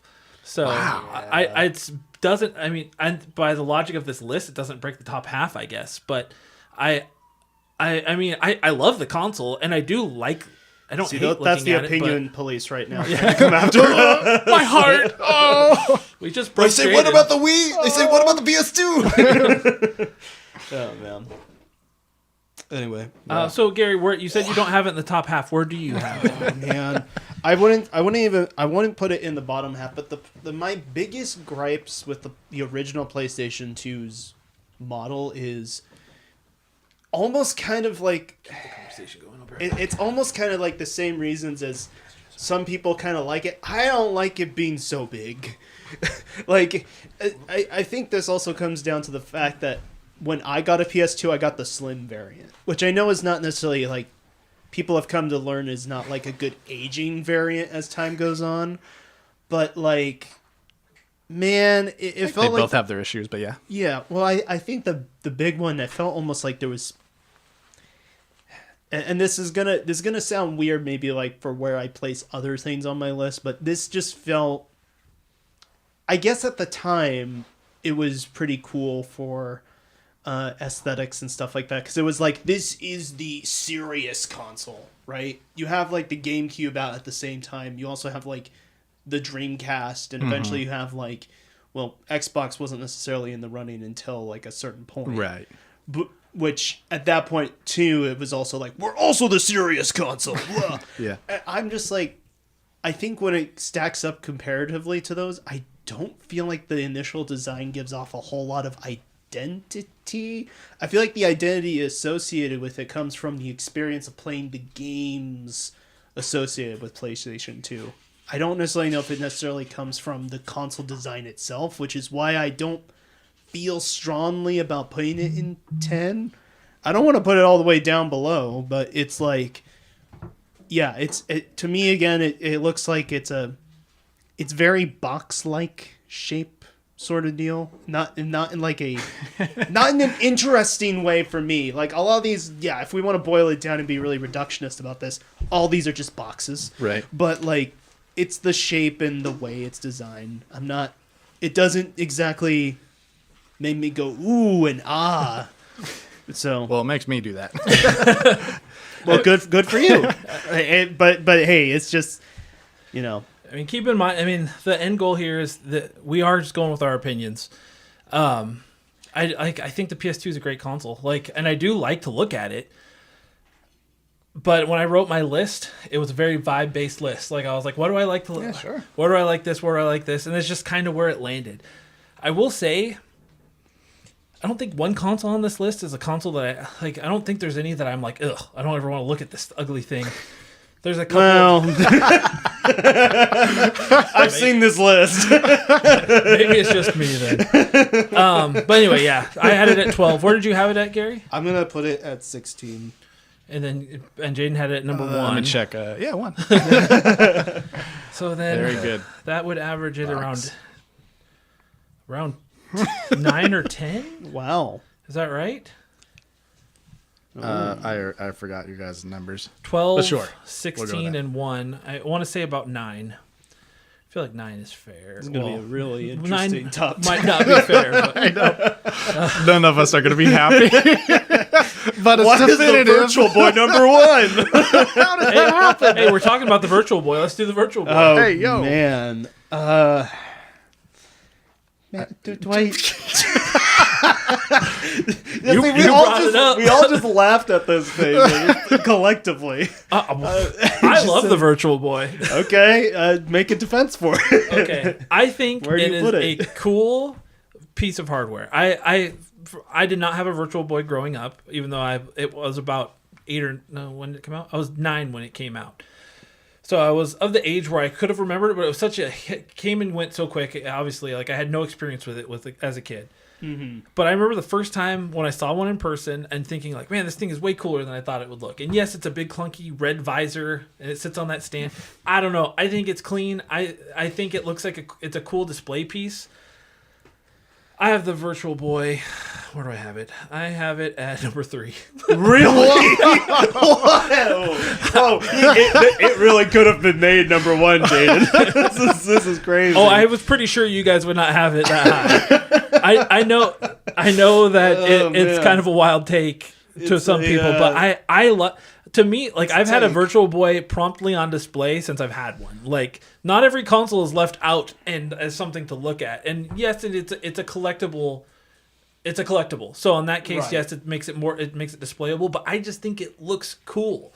And then Jaiden made the thumbnail for the Virtual Boy episode we did, 3 or 4 episodes ago, and he made it look even cooler. It's like that Darth Vader when he's getting the mask put on for the first time. Yeah. That's what sticking your face in one of these feels like. Well, Your anyway, whole body's burned. I very much so know it's not going to stay anywhere near 3, but I'm curious to hear where you guys have it. It's just... I should really look at one in person because I don't think I have. But what were you gonna say? I mean, you're going. Go Oh, ahead.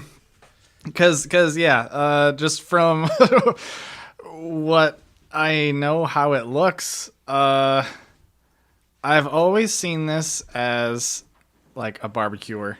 Those I swear I've seen like red ones with the legs. Oh, yeah, I know exactly. That's Like what that. my brain Interesting. I associates. mean, you're not wrong. I see weirdly that. get excited when I would see like these barbecuers because I'm just like, oh, virtual. Oh, no, that's not a virtual. Too tall. This won't play Wario. Yeah. So, but then it's also interesting how like for such a failed console and like such a quote unquote forgettable console, it's also so weird and unique looking. So it's like weirdly iconic despite being forgotten. It's like this weird. So I got to respect it. For that. It's a weird little guy. Yeah, I've always seen it. Yeah, I've always thought this. I'm like, this just looks like a toy. It really, and not to be disrespectful, but it really did feel like the Virtual Boy was the stopgap between the Super Nintendo and the N64 because the N64 was taking way too long to come out. We know that through the history of Nintendo, and it just a lot of stuff about it just screamed to me like it's trying to be a halfway between like. It's almost hard for me to really put it in the same realm sometimes as like mainline consoles because like when I think console, I think like connectivity to the TV, and the Virtual Boy wasn't that. It was its own tabletop sort of stand thing. There really wasn't anything much like it, and I guess we can give it its flowers for that for sure. But at the same time, it's just.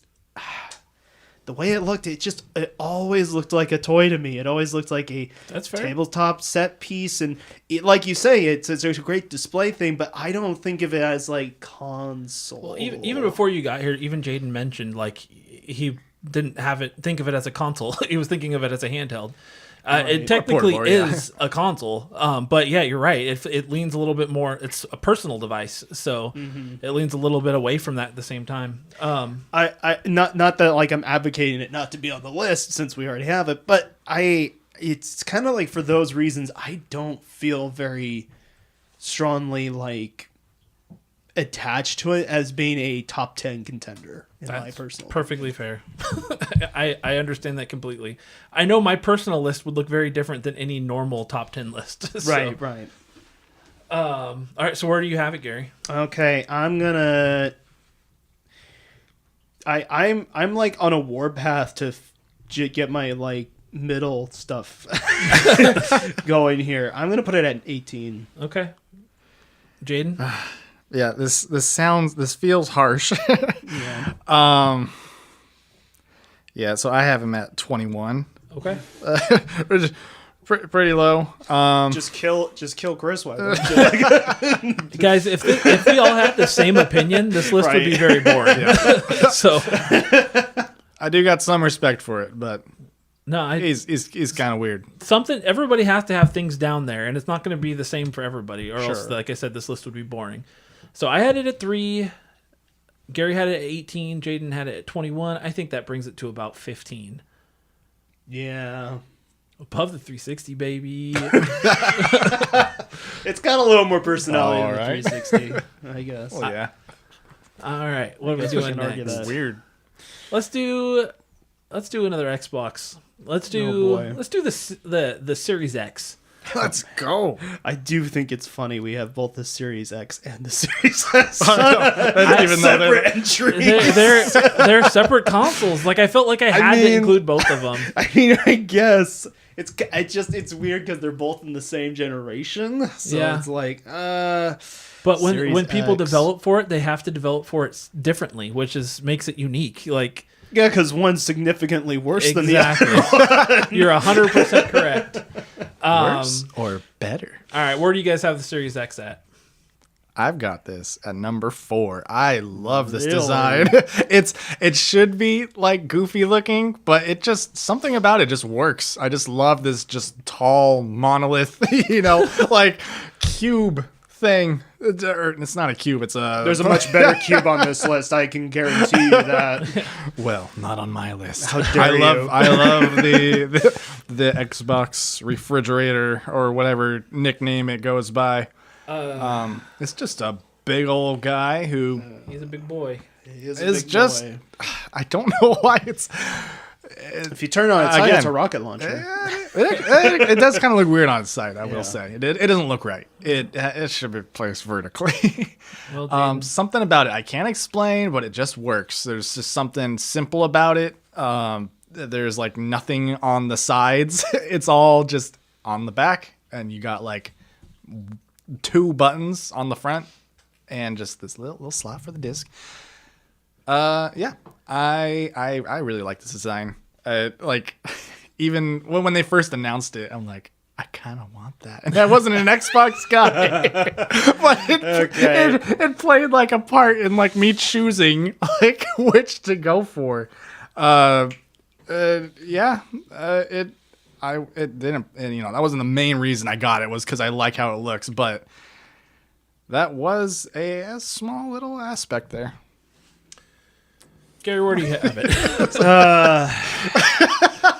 Where do I begin? I always felt that the design of the Series X was super underwhelming. I thought it was really funny, the memes of like the fridge, right? Yeah. The memes and all that. And they kind of played into it with their marketing a little bit there too, every once in a while. Yeah. But it's just, I'm trying not to let my own unattachment to Xbox at this point in time influence this, but I really just, there's some cool aspects to the Series X that I will admit. Like, correct me if I'm wrong, but there is like some of that like green under pattern of like the top. Yes. Yeah. That I think is kind of cool. But the thing is that if you display it just like as its top, you're not really seeing that too much. It's neat. I love consoles with a distinct personality. I know the Virtual Boy had personality, okay, but it's just I don't care about personality. I just care about looks. But to me, it was like, it's almost minimalist to a fault in a sense for me. So I'm like, I think I'd put it. I'm sorry, Jaiden. I'm gonna put it at 20. I'm sorry. I'm sorry. I'm gonna put it at 20.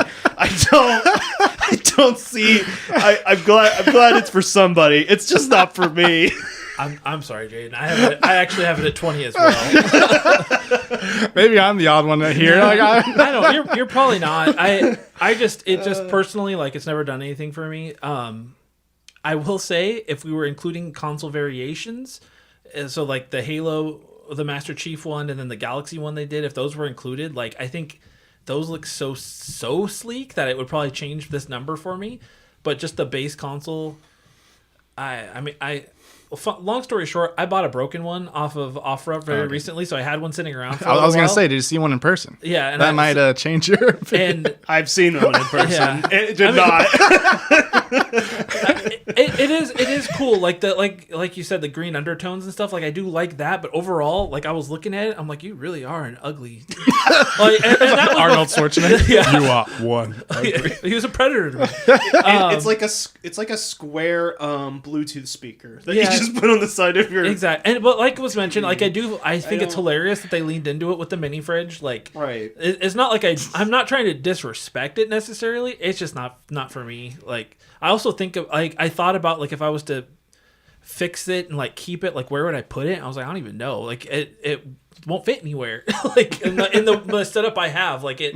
I'm like it's just so clunky. But anyway, that's just my opinion.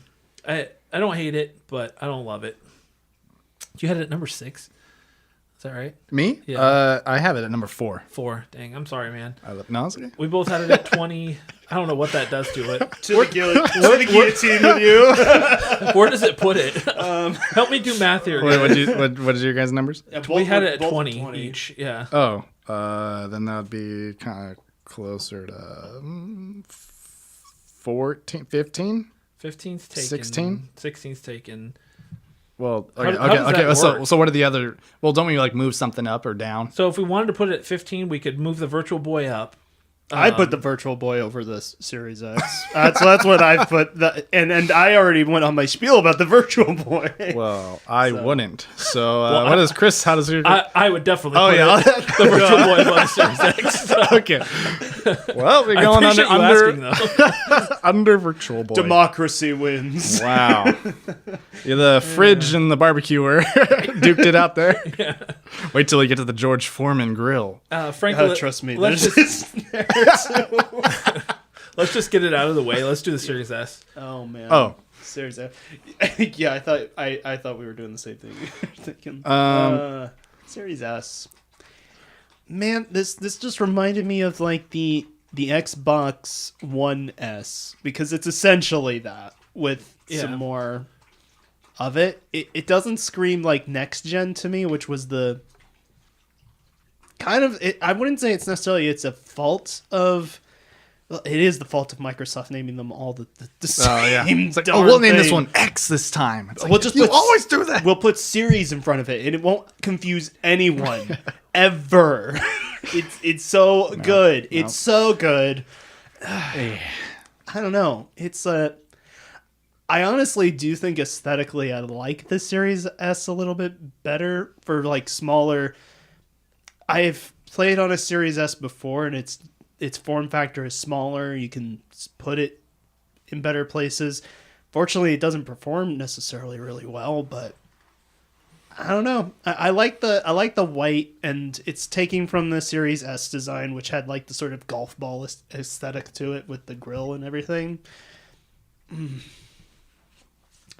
But I also put the Wii at number 12, so I don't feel comfortable putting the Series S higher than that. I'm gonna put it at number 13. I have it at 21. I had one. Really? It was fine. Like, I just think it doesn't have a lot of personality. Like, it just doesn't do much to stand out on its own. And it's also like a weird console to even exist. So like that really it was doesn't play in designed here, for but- a purpose. If I ignore the fact there's no disk drive on this,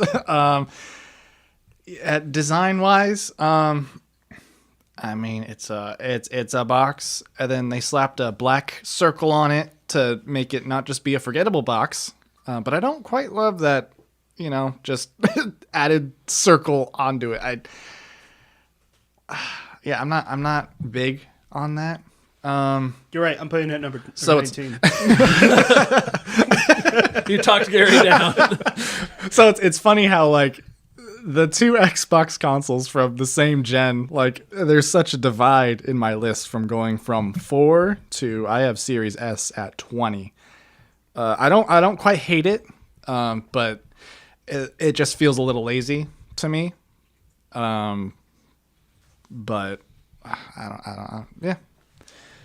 Yeah, I mean, yeah, I agree. So I had it at 21. You had it at 20. Gary, you said you moved it to 18. I moved it to 19. 19. But if we all want to put it at 21, just to make it all easy. I think we put it at 20. Okay, that's just an easy. That sounds good to me. That's fine.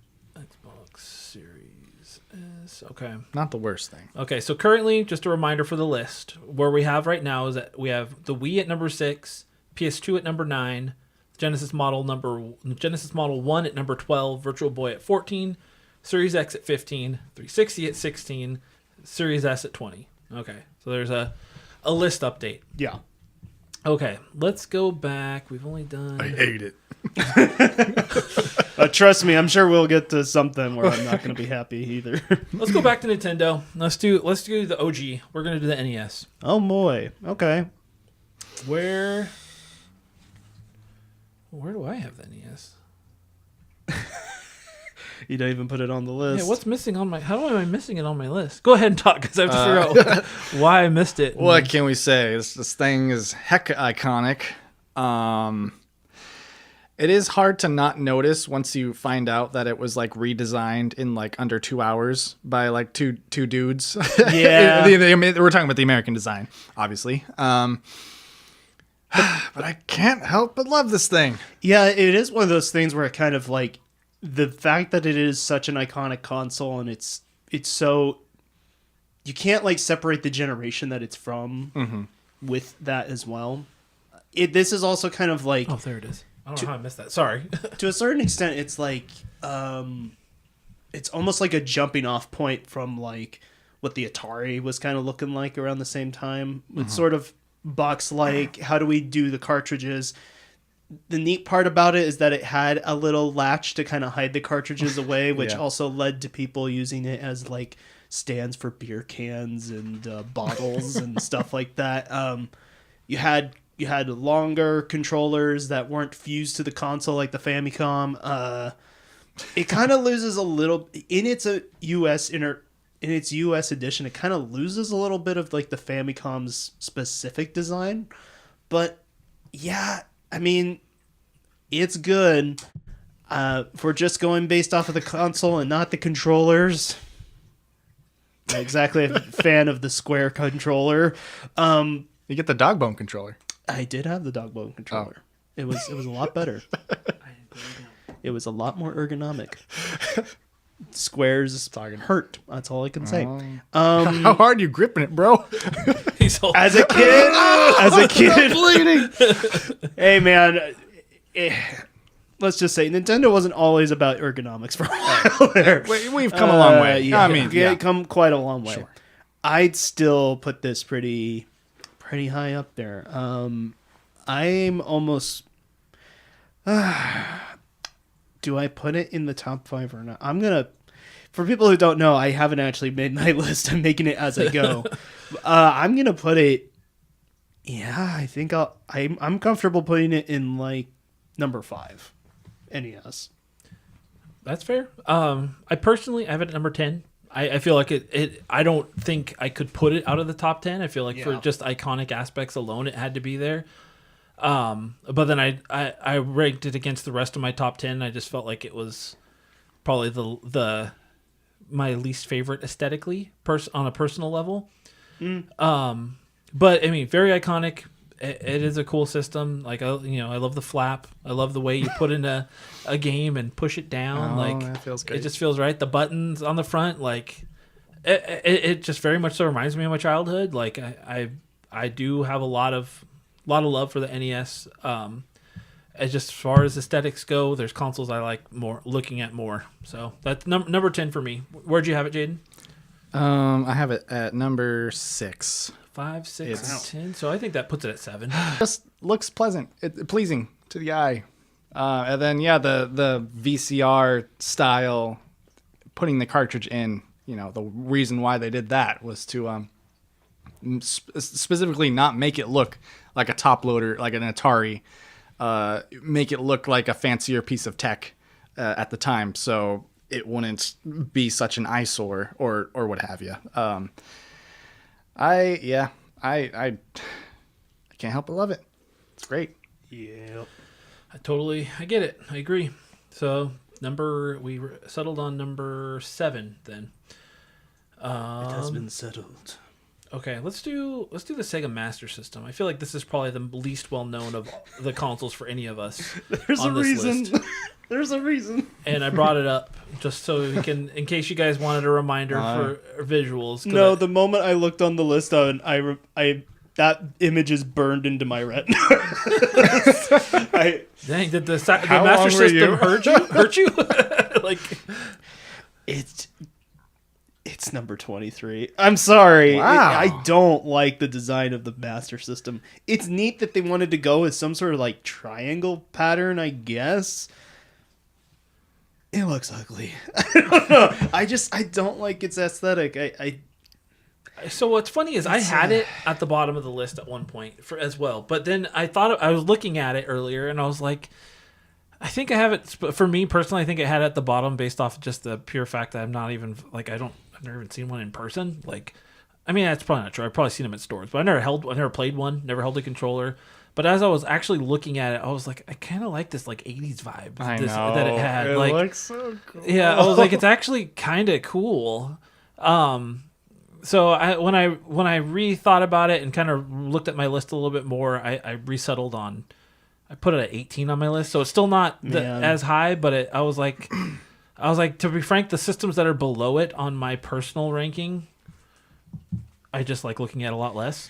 So like, I think over time this could be higher for me, but based off of, I mean, of course, there's no way when you do a list like this, you can try to be as unbiased as possible, but nostalgia is going to play a factor. Sure. And unfortunately, the Master System gets hit by being the only console on this list that I have zero nostalgia for.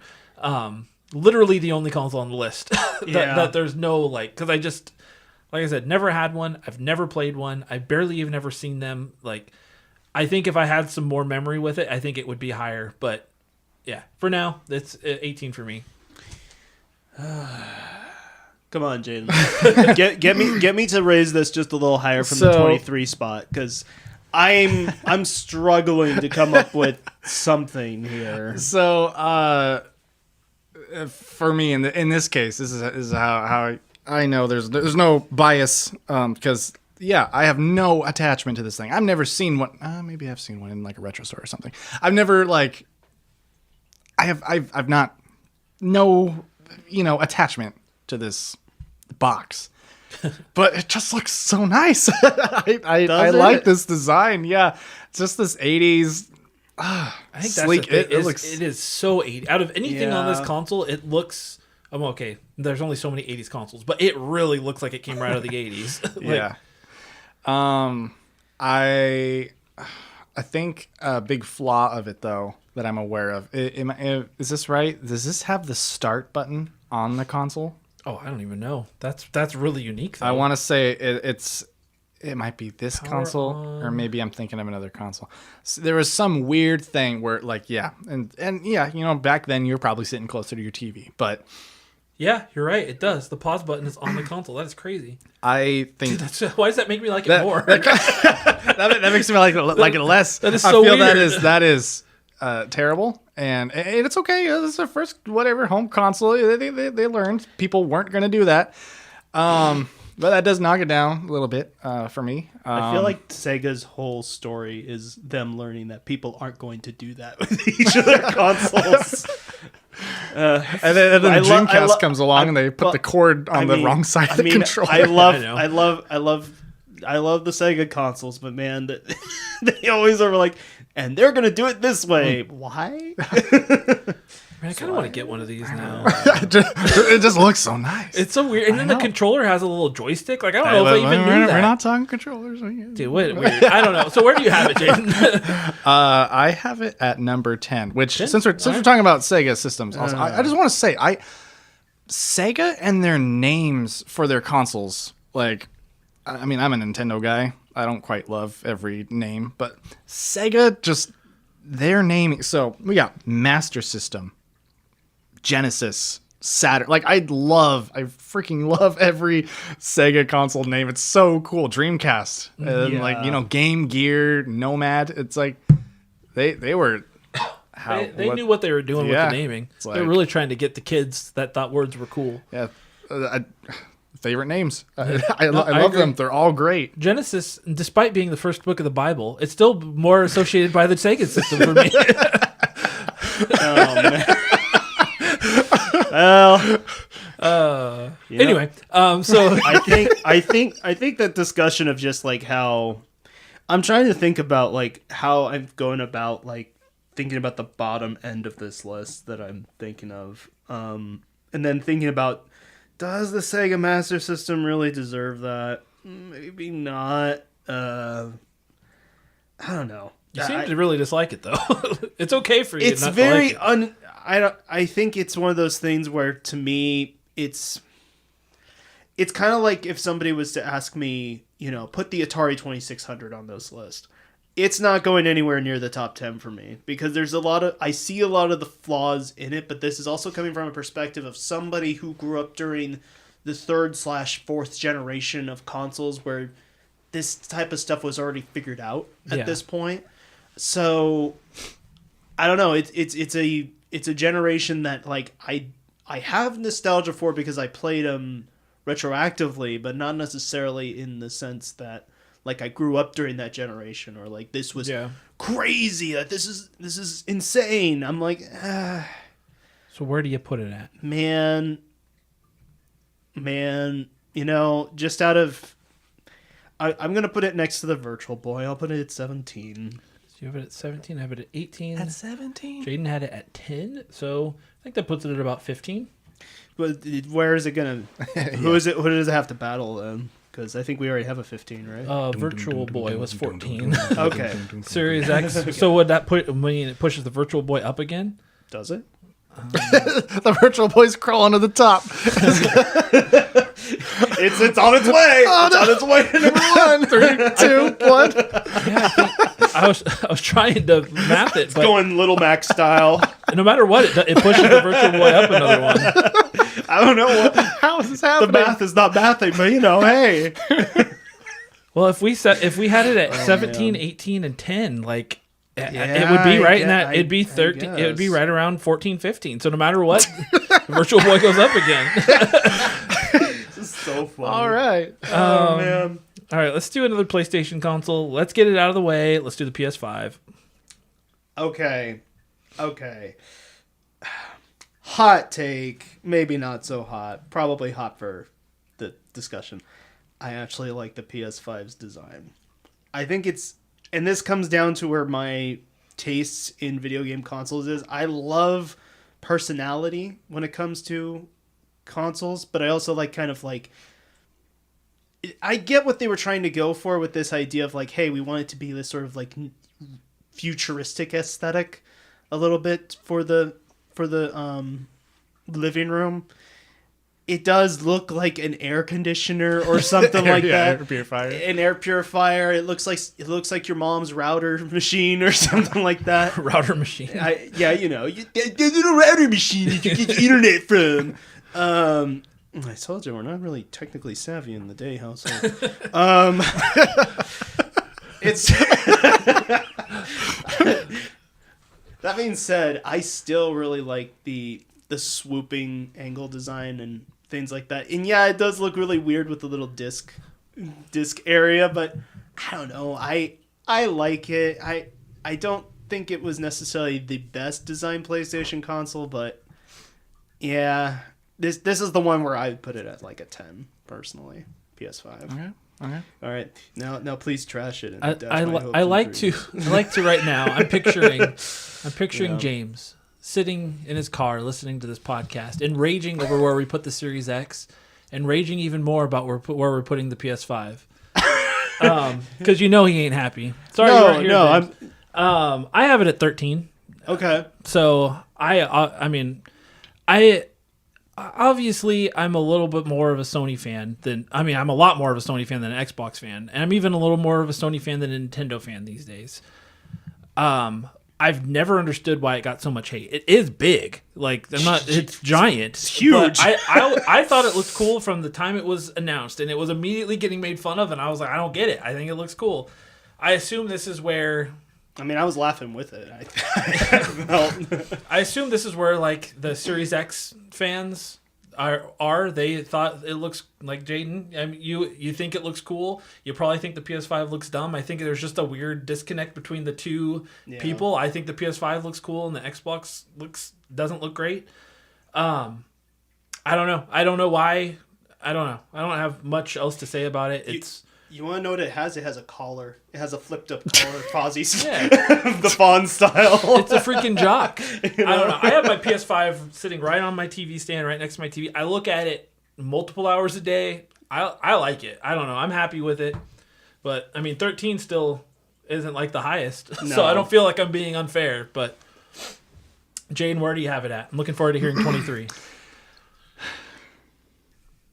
Yep. Is that 23? Wow. Like, okay, the design, I want to give them some credit because, this thing, if you go to someone's house, you can't not notice, oh, you guys have a PS5. This thing stands out. Yeah. I just really, it's just so obnoxious though. It's shaped weird. I don't love the white and the black. I just think that's not, I don't know. Just tech, like, yeah, you guys are saying that. And there's a lot of other, like, technology, appliances are also doing that thing. I'm not big on it. But yeah, this design, for a console especially, man, this thing is just so obnoxious. Like, if I for some reason needed a PS5, if a game came out that was a Sly Cooper reboot, and it is, everything I ever wanted. Like, I was like looking at my setup, like, where would I put a PS5? I would never own one, but if I did, I think I would put this thing behind my TV because this thing is such an eyesore to me. This is, number 23 out of 23 for me. If you like it, that's great. I don't. Well, you just made James happy. Yeah. So, oh, no.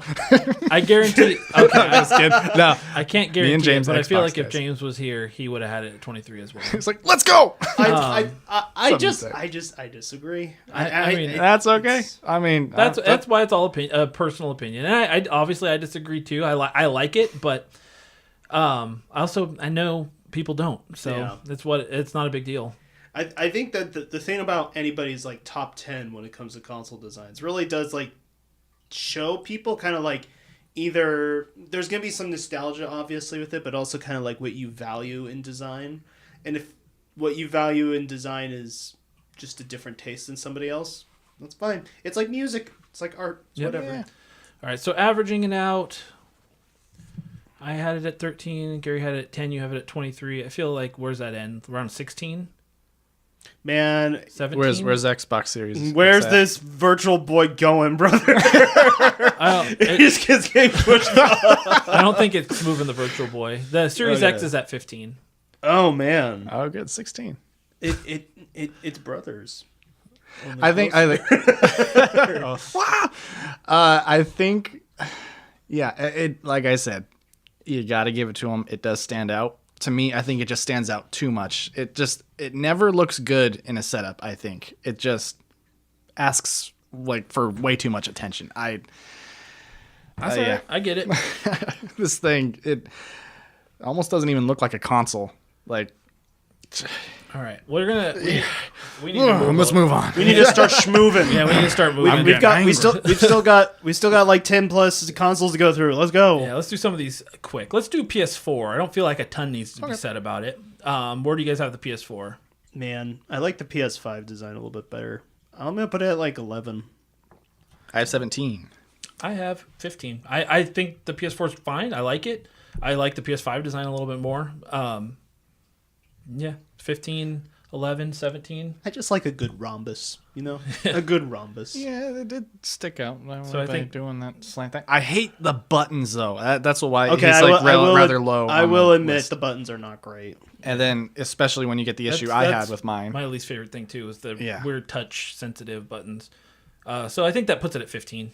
Because then that thing ages. It gets like dust. We gotta start getting stuff out of 15, bro. Everything's at 15. Everything needs to start moving away from that. Yeah. Okay, let's do the Wii U. Wii U. Oh man.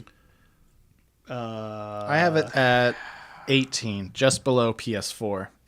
I don't hate this design, but it's just forgettable. It's just like a wee but rounded. Yeah. I don't hate it. It's fine, but It doesn't do a lot different to make it stand out from the Wii, in my opinion, either. No. It looks fine, but yeah, I think in comparison to the Wii looked very clean, and it also, I mean, it looks all right in comparison, but I think being rounded kind of takes away from it, almost makes it a little more toyish. yeah. Oh, and the plastic gloss finish. Oh, it looks scratched gloss to scratch. high heaven. All you do is look at it and it scratches. I have it at 16. If it's not scratches, then there's a bunch of dust on it. Yeah, I don't know. The Wii U for me is not winning any favors. I'm putting it at 21. I just don't. 16. So what? I don't vibe with the design. I think that puts it at 20 then. It's like it's a DVD player. That's what it looks like. It doesn't look like a game console to me. No matter how much fondness I have for the console, it's not because of how it looks. Yeah. The good thing about that though is you might find it at a Goodwill or a Value Village, like I have. like it was just $30. sitting there for $15. Yeah. And while as a PS2 is behind glass in the front for $100. Like, Right, Yeah, sure. I'm kidding. All right, let's do the Switch one. Oh boy. Okay, I have it at 13. I was about to put it at 13 as well. Okay, then I'll put it at 4. I'm just kidding. How dare you? No, Let's agree for once, Jaiden. Well, yeah, I have it at 13. It's not. It's okay. I like how, this thing docked by your TV with no Joy-Cons. It looks just nice. If it does have Joy-Cons, then it does stand out a little bit. You might notice that if you go to a friend's house and say, "Oh, you got a Switch." But otherwise, I just like how simple and clean it is. Yeah. Kind of all there is to say about a dock. I have it at 23. I think as it's been around, I've grown to like it less, and I don't know. It's fine. I don't hate the Switch, but something has to be at the bottom. And I was comparing it. I like the Xbox Series X and S more. So as far as looks go, I just think the coolest point is the Joy-Cons. So Sure. I think the Joy-Cons actually make that kind of go a little bit higher for me in terms of that. Like, I wouldn't put it in the same realm of the Series X or Xbox One. I put it the same place that Jaiden put it at 13. I think, and this has more to say with where we eventually put the Switch 2. I think the Switch 2 is just perfected the design of the Switch 1. I mentioned when we had that Switch 2 6 months in kind of podcast talking about how some of the shortcomings of the original Switch 1 design. But yeah, it was nice. It was a refreshing time to get away from the Wii U and everything, but I think ultimately it's gonna not necessarily. I think the Switch 2 is just a much more aesthetically pleasing version of that. Yeah. I personally agree. Yeah, this thing feels really cheap. Also, the dock, it's just very light. It falls over all the time. It was clear that they needed a console yesterday, and they needed to start putting it into production. So you guys both had it at 13? Yeah, 13. And I had it at 23. I don't know how that averages out. What does that put it at? 15. Virtual Boys going up. At this point, luckily, the Virtual Boy's kind of staying, and things are just moving down. Oh man! So that the Virtual Boy is like the gatekeeper. It's like, you're not allowed to go past me. All right, let's do Switch 2. We were talking, it kind of a natural segue. I put this at number 9. I like it. It's probably my favorite of the current gen. This probably has to say that lot more of my list is made up of retro stuff than that, but I think it's sleek. Did everything that the Switch 1 did, but better. It's got a better kickstand.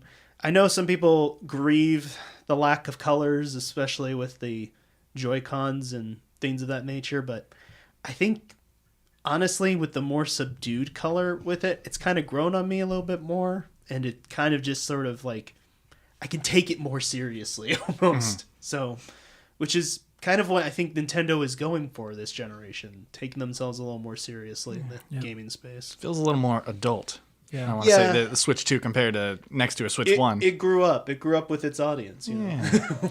I put it at 17. I like the rounded dock. Like I think sitting there, I think it looks nice. Yeah, I don't know. I don't have much else to say about it.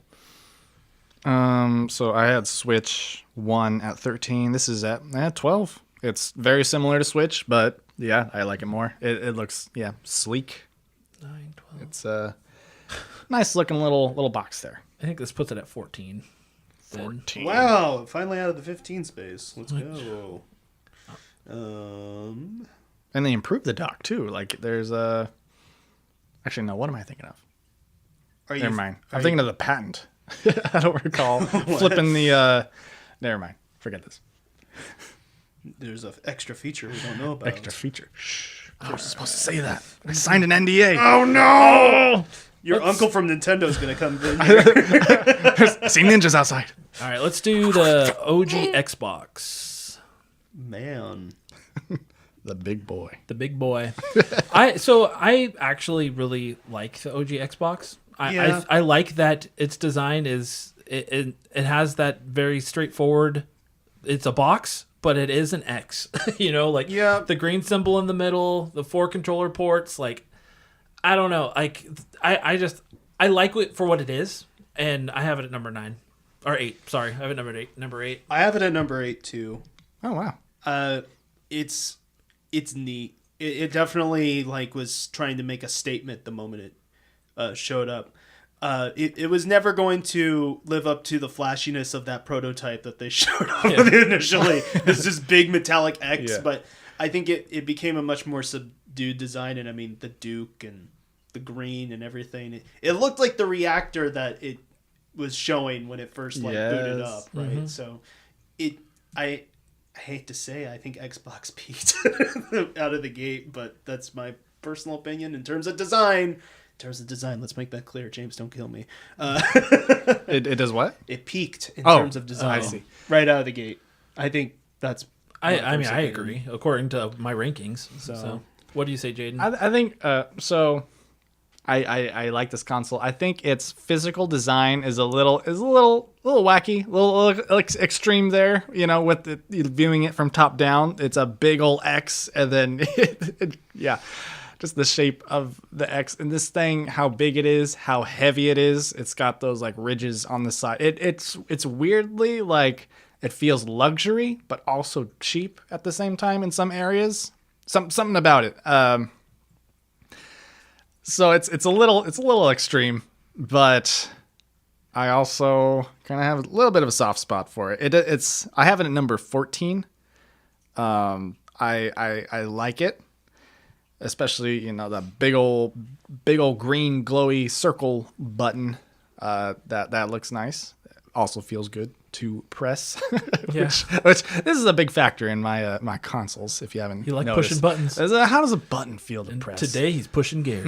I can't believe it. Yeah, the nerve of this guy. So what is that? What do you think that we put it at? 10, 11, 8, and 14? Oh man, I'm putting it at 10. Yeah, I think 10's good. I can't do all this math, and I think top 10 still is fitting. It's still bare. We need to put more things in there. Yeah. Okay, let's do the Saturn. I placed this at number 6.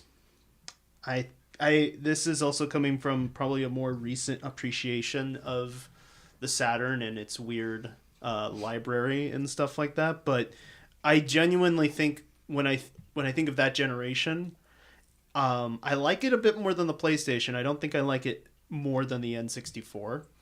But it's sleek. it's one of those.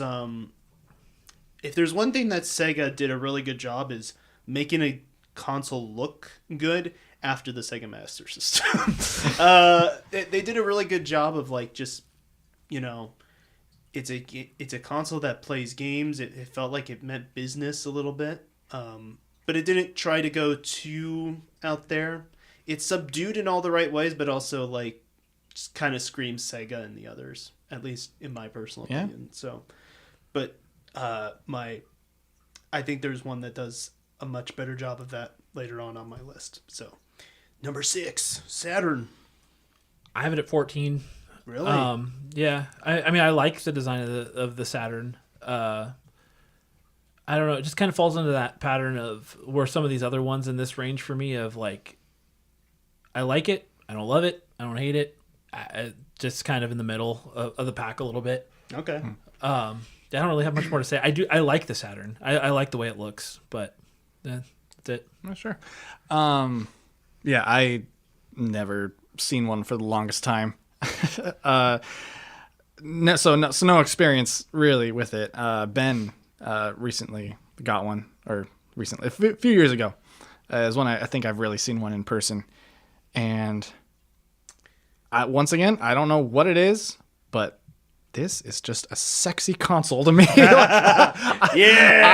Man, this thing is like it's slick, but also just kind of chunky a little bit. You know, it's just kind of, man. I don't know what it is about a black box. But it's got the curves in the right places. It's got a, you know, so this is a disc. Jaiden, we're talking about video game consoles. Oh, sorry, I got a little carried away there.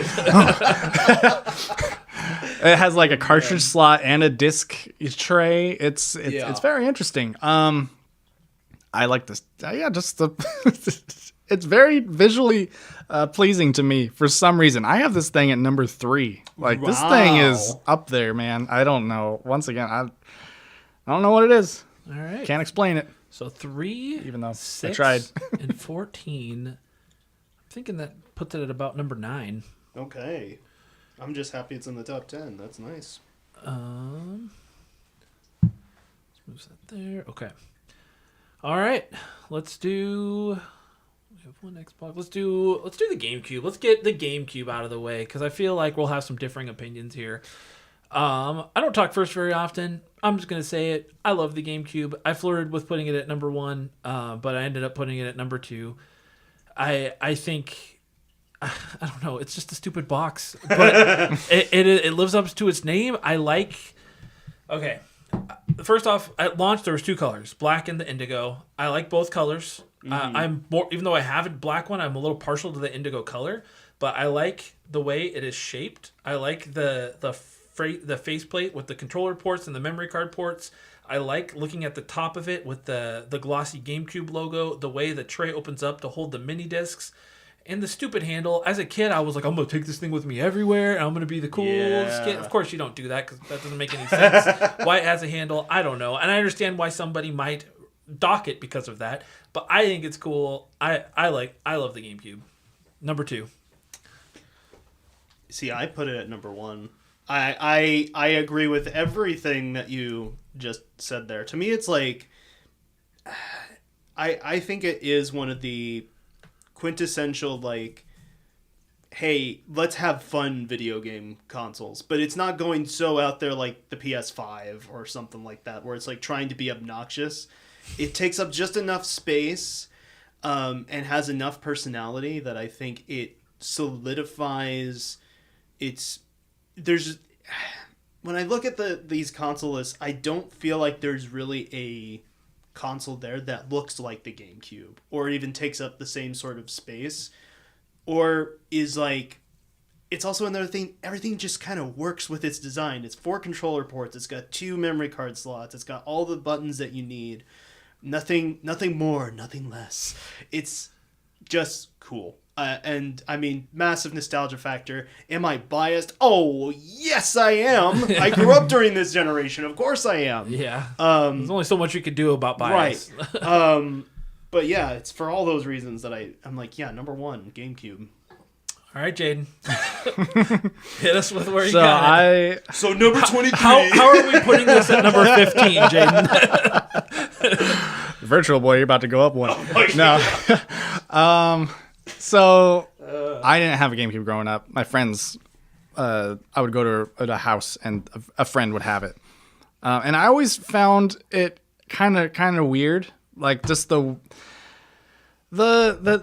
top, the buttons, and then you open it, and then like the lid comes up, and like the edge of the lid takes into account the circle buttons on the side. It's this weird like Swiss cheese like shape that comes up, and it's like weirdly thick on top, and then I don't know. So it's thick on top. Thick on. I don't like thick on top. He likes thick on the side. It's like the Sega Saturn. So it was weirdly this. I always felt, and I still feel it's like very. It looks more toy like, which Nintendo, they know their audience. They want something. It does look fun and it is cute. I do like it. I don't hate it. But it's also weird. This like toy like thing is also, you open it up and you see all, I guess not much of its innards or whatever, but like you got to put the disc on the thing and then click it down. I know it kind of feels good now that I'm adult, but it's like, it's a weird design for something aimed at younger audiences, I feel, I don't know. I have to be really careful to put that thing in there. It's like to not like scratch and, miss the circle there. The front, I'm not a huge fan of the gray rectangle on the front. That's like that matte cheap gray with you see those 4 holes all the time. Why are you staring at me? It just... Why don't I have more friends to put controllers in? The way Jaiden describes consoles, the thickness, there's these holes. Jaiden, I'm describing it. And then, I'm not huge on the handle. It's cute, but it's visual-wise, I don't know. It is in the back, so when do you see it? I don't know. Use it for home defense.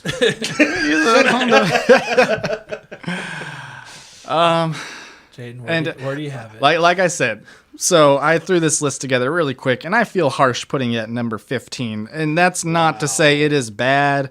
I like it. It is cute, especially that. I don't think America got the turquoise color here. The turquoise. That's my favorite color. The or emerald, whatever.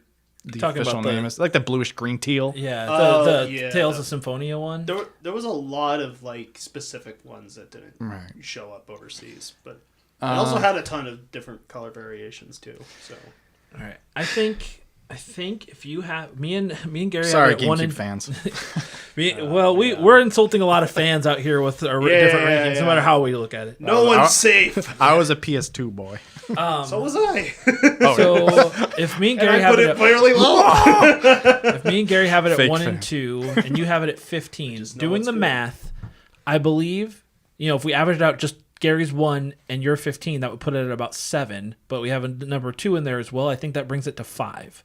Okay. Does that math wise that makes sense? That feels right. I'm sure that should be up. That should be in top 5.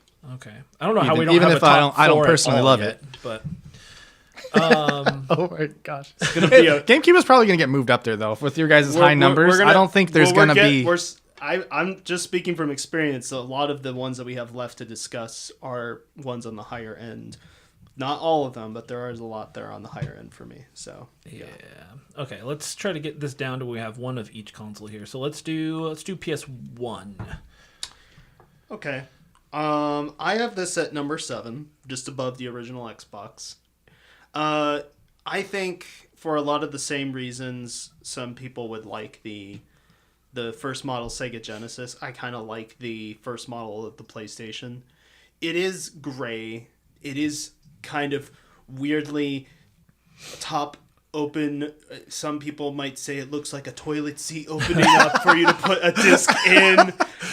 It's got the retro futuristic design where there's vent shapes on it where they don't serve any purpose other than aesthetics.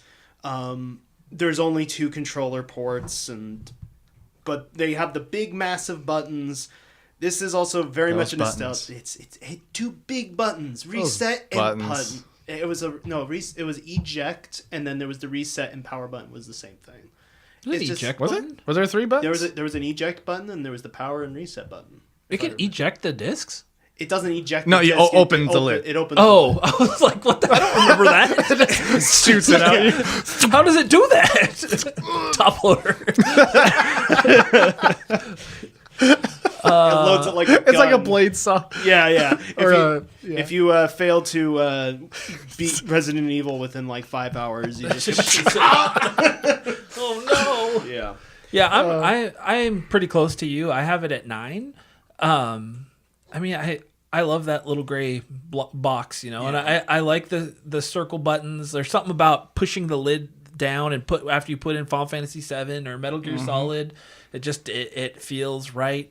I will say we're not ranking these consoles off opening music, but if we were, it would be even higher. Gosh, yeah. I love the opening song or the opening sound effects, I guess, on the PS1. It's So just, good. I just love this console. It changed.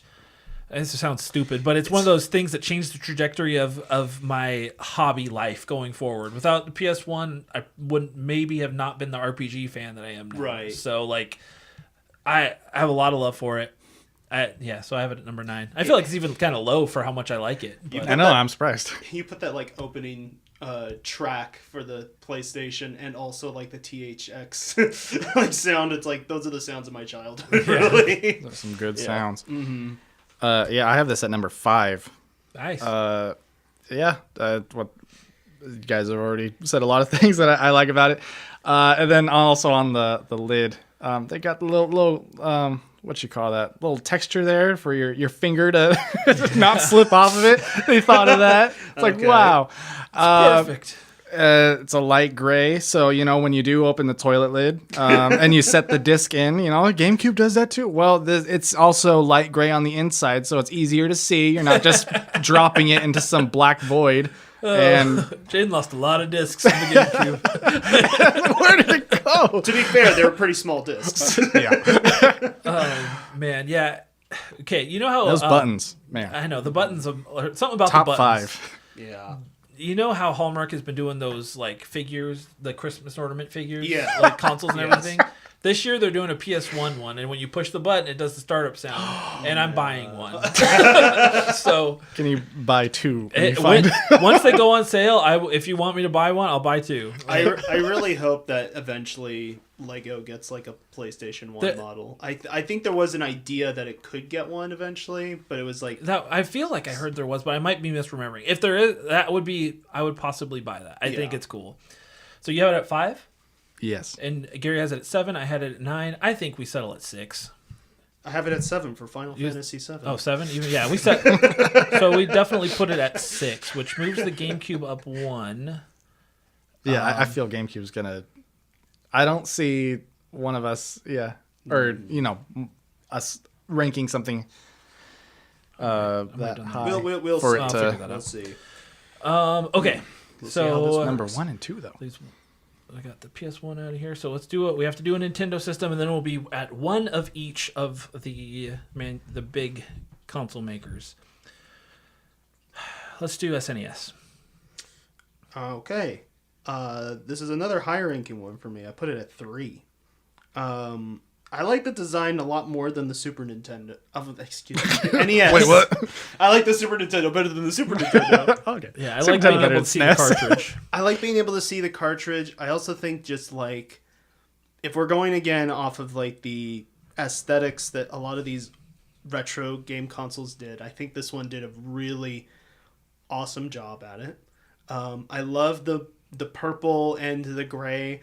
Like there's something about the Super Famicom that never just like it looks fun, but it didn't. Something about it never like felt aesthetically like on the same level for me.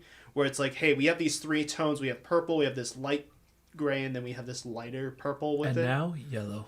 And now yellow, unfortunately, because of the way the plastic was, and it's just But I mean, the design still sticks there. And it's 16-bit fun. Again, Nintendo knows how to make a console look like it's going to be a fun time. About to have a good time. You're about to have a good time.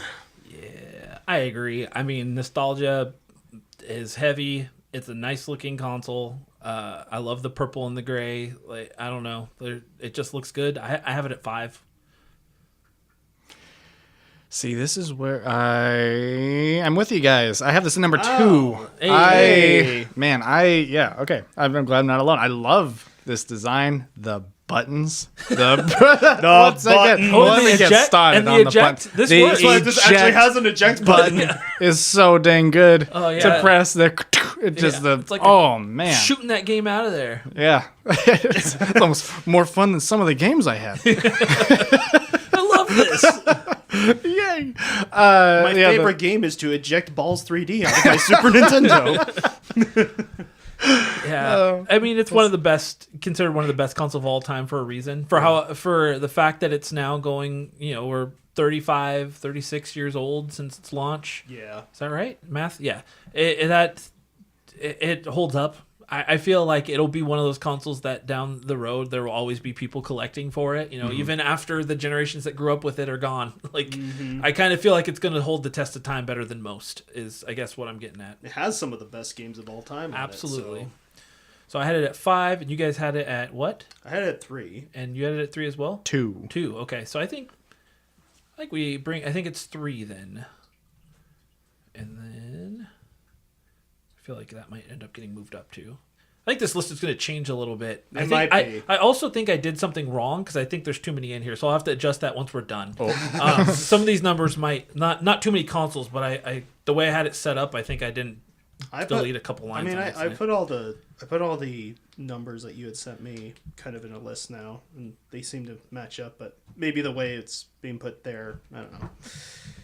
Okay. I think I did something wrong. Okay, well, that's fine. All right, let's finish up the Xbox series here with the Xbone, the Xbox One. This is the one that I moved the Sega Master System for. So this is your 23? This is my 23. Right. I do not like the Xbox One's design. Look, I like a good VCR as the next person, but man... The Xbox One did not do a whole lot for me. It's not... I feel like Xbox lost its personality as it went on, and this is kind of one of the big stepping points. And I'm trying to go based off of the design and not based off of any of the controversy or anything else that kind of happened around its launch, but I can't disassociate it from that, and there's just nothing about the Xbox One that was exciting to me. My dad owns an original Xbox One, still enjoys it, but I look at it and it just, it looks like a entertainment device that you put next to your TV. Yep, sirree, that's what it is. I feel like if we were ranking the Xbox One generation, where they added in the Xbox One S, the Xbox One X, yeah. I feel like this number would be very different for me because I actually think the One S and the One X both look really nice. They look better. Yeah. I just think the Xbox One itself is boring. Yeah. I have no love for the One. I think I don't have it rated at the bottom, but I think if I redid my list, it might be. I think I put it above the 360, and I actually disagree with that. I think I like the 360 more. I don't know why I put it on the list higher. But I have it at 19. I just am not a fan. Yeah. The VCR nickname was always interesting to me. Just always hearing that, and back then, it's what is specific about a VCR that this console does that doesn't? Because all like what we've said, we're all these consoles are just these boxes. But why specifically a VCR? I can tell you this. Why? What? So it's one of those things where most VCRs had this thing where it's a concave up to this sort of almost upside down pyramid base, then goes to this sort of rectangular cube design. A lot of the consoles we've talked about kind of have a similar base to that, but then they add stuff on it, or they change it, or their profile becomes a little bit different. The Xbox One doesn't really do that, other than adding obviously the ports that it needs for being able to get airflow through. and there's also like some metallic bits to it as well. But it's just the profile of it. If I was to put it right next to the VCR that we had growing up, it would be very comparable to it. So that's where it kind of comes from, I think. Just like size-wise and also just like pure... If you were to put it in a silhouette in a dark room and the shadow is the only thing you can see, and then you put a VCR next to it, I don't know if I could tell which one is which. That's kind of my point. I can see a silhouette. Yeah. Yeah. To me, as you pointed out, like this was kind of Microsoft kind of losing a bit of their personality there. This looks wise does not have much of a personality. I'll give you that. I like me a VCR. And there's not much going for this console's design really, but just something about it to me personally just makes me kind of think like Wayland Yutani. just very, harsh or sharp edges, and I don't know, just I think the PlayStation 1 does a much better job at that personally, but that's just me. Really? Yeah. I don't have an opinion on this. Okay. Yeah, so it's nothing special, but it's not like offensive to me. It's design. Like, and I agree, like with people's complaints that it's forgettable or what have you. But looking like a VCR isn't the worst thing in the world. It's better than a PS5. That's my opinion. So I have this at where do I have it at? Oh, I marked it as Xbone 16. I like it a little more than PS4 because it doesn't have those touch-sensitive buttons as far as I'm aware. I never owned one. Yeah, but it does randomly turn on all the time. Oh, does it? Yeah, it's annoying. My dad will have it sit up in the living room, and I don't know what turns it on. It's not... We don't even have a Kinect, so there's no thing to say Xbox turn on or anything. It just randomly turns on whenever there's like an update or something. It's like, beep! And it'll do that like constantly throughout the day, and we're like... And my dad's like, do you know how to turn that off? I'm like, no.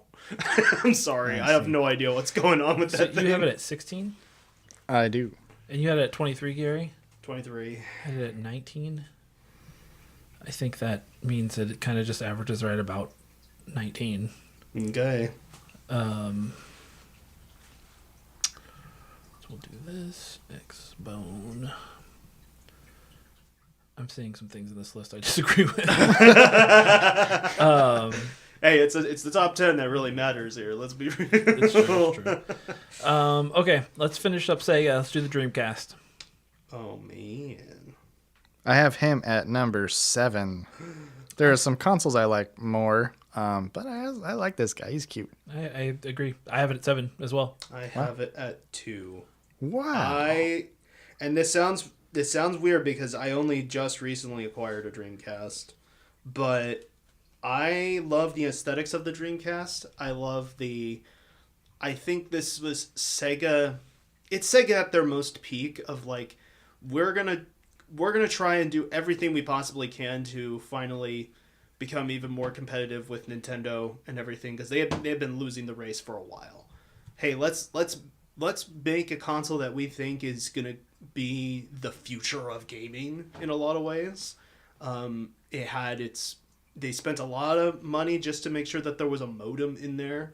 There was a lot of cool design things. Yes, it's weird. There's no memory card slots on the console.